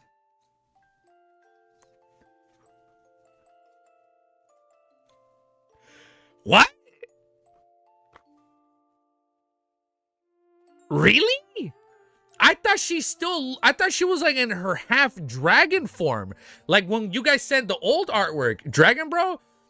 No, I remember reading dragon form, like the scales and everything, but I thought she was kind of like half human, half dragon, because I've used it as a thumbnail. Remember the thumbnail I used way back then when you guys said like her in like her dragon form? I didn't realize it was like this dragon-like. Wow. Oh my god. Jesus, bro. Damn, this is Medici, right? Yeah, that's Medici. It looks like Medici. I think it's Medici. Oh man. Oh man. Damn, he really fucking does look like Geralt of Rivia. That's the sphere? Oh, sorry. Okay, I guess because I saw red, I was thinking like, oh, this is red. And I'm like, oh, he has red hair. Okay, look, it's a sphere. No, okay, yeah, no, wait, no. Okay, look, I gotta bring up the artwork. I used that my thumbnail. Well, look at the thumbnail I used as Audrey a few streams ago when she was in her dragon form. I thought she still looked like in her half dragon form. I thought it was like a partial dragon form. I didn't know it was like full dragon form. True creator eyes in the back. Oh, okay, that makes more sense. Now you're tweaking? No, what do you mean? Oh man. What a fucking good series, man. Oh, man. Oh, that's him fading away. Oh, shit. No, look at fucking Derek, bro. So good. What a good series, dude. Fuck you, Adam. Dude, you little fucking piece of shit. This fucker just has daddy issues. End of the day, this bitch has daddy issues, and that's why you had to cause all this misery and damage and this whole war.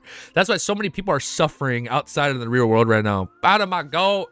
Adam, the little bitch with father issues. That's why he's doing all this. No, I'm sorry. I don't mean to. Sorry. I gotta chill. I gotta chill. Don't want to get the video demonetized. Wow. Look at all the blood. The red priest. I see the symbolism there. Oh, he has one red eye. Damn. Wow. This is one of the greatest series of all time. Most clippable clip of all time. Yo, clip it. We'll make that a short when I'm gone over the weekend. Guess who has daddy issues in Lord of the Mysteries? Is it A, B, or C? Oh, that's so fucking funny, man. Oh, shit. Really? You guys can't do clips anymore? Oh, the Light Seeker. The Light Seeker. It was Derek all along. Oh, look at all of them behind him. Oh, I'm crying. Wait, so Lilith? Oh, that's Lilith and Evernight as kids? Oh, this is so beautiful. Dude, that was a badass betrayal. So she fucking killed. So Lilith killed the god of combat. So she pretended to be on their side, fucking kills them. And then she was like with her this whole time. And that's why she girl bosses, fucking girl queens, bro. Childhood friends for real. This is beautiful. Wow. Dude, you know what's crazy? The front of combat. He wasn't no god of combat. Lilith took him out. He ain't no god of combat. Get out of here, god of combat. Got a little bitch, dude. Wow, what is this? Oh, the light seeker. Oh, he's looking at the ocean. Is this Derek looking at the ocean? Wow. Wow. Dude, I'm losing my voice. Oh, man. Yo, I'ma just say, BC Slay, they fucking slay, bro. Fucking Queen slays. All I'ma say, Lord of the Mysteries has, I kid you not, some of the best girl power I've ever read, bro. Holy shit, the woman in this series kick fucking ass, bro. It is so crazy good. And I'm not hating on other series. Hold up. Just because I'm saying one thing is good, I'm not saying the other thing is bad. Hold up. I'm just saying that right now, in my opinion. It's like, this series has some of the craziest girl boss energy I've ever read. It's just so good, bro. When she turned into mythical, it's just so fucking good. Yo, man, Audrey carried in this volume, like, actually. Like, actually. Look at this stupid little fucking Amon just coming in at the last second still. Wait, I've seen these. These are like the... I've seen these at least in, like, anime. The little Japanese, paper things, right? Paper things. Oh, yeah, we do have the clown emoji. Yo, we gotta add more, man. Oh, my God. Look at that. I'm getting hiccups. It's the best volume. Dude, there's so much artwork. Yo, I ship them. I'm sorry, but I ship them. Look, like, we got the goth baddie, and then we just got the baddie. Like, they're beautiful together. I ship them. Childhood best friends. Just like, this, for me, they're like Force and Shio now. I love them. I love their chemistry already. Wow. This is so good. God of Combat, Lost in God of Actual. Lost in Actual Combat. Actual bum. The God of Combat, Lost in Actual Combat. Oh, shit, that's her holding the baby? That's like, you thought it was Omebella, but it was actually me, Lilith. That is so good. It was me, Dio. Oh shit, that is so fucking funny, dude. Oh shit, that was a funny ass one. Gotta combat, got dominated. This is a good picture to end on. Check DMs. Oh shit, let me check DMs. Yeah, I'll check. Bro doubled me. Go study. Yeah, go study. Go take care, guys, bro. What if we use all our alts at the same time? I don't know, man. You're gonna be looking like Derek at the end. All right, later, guys.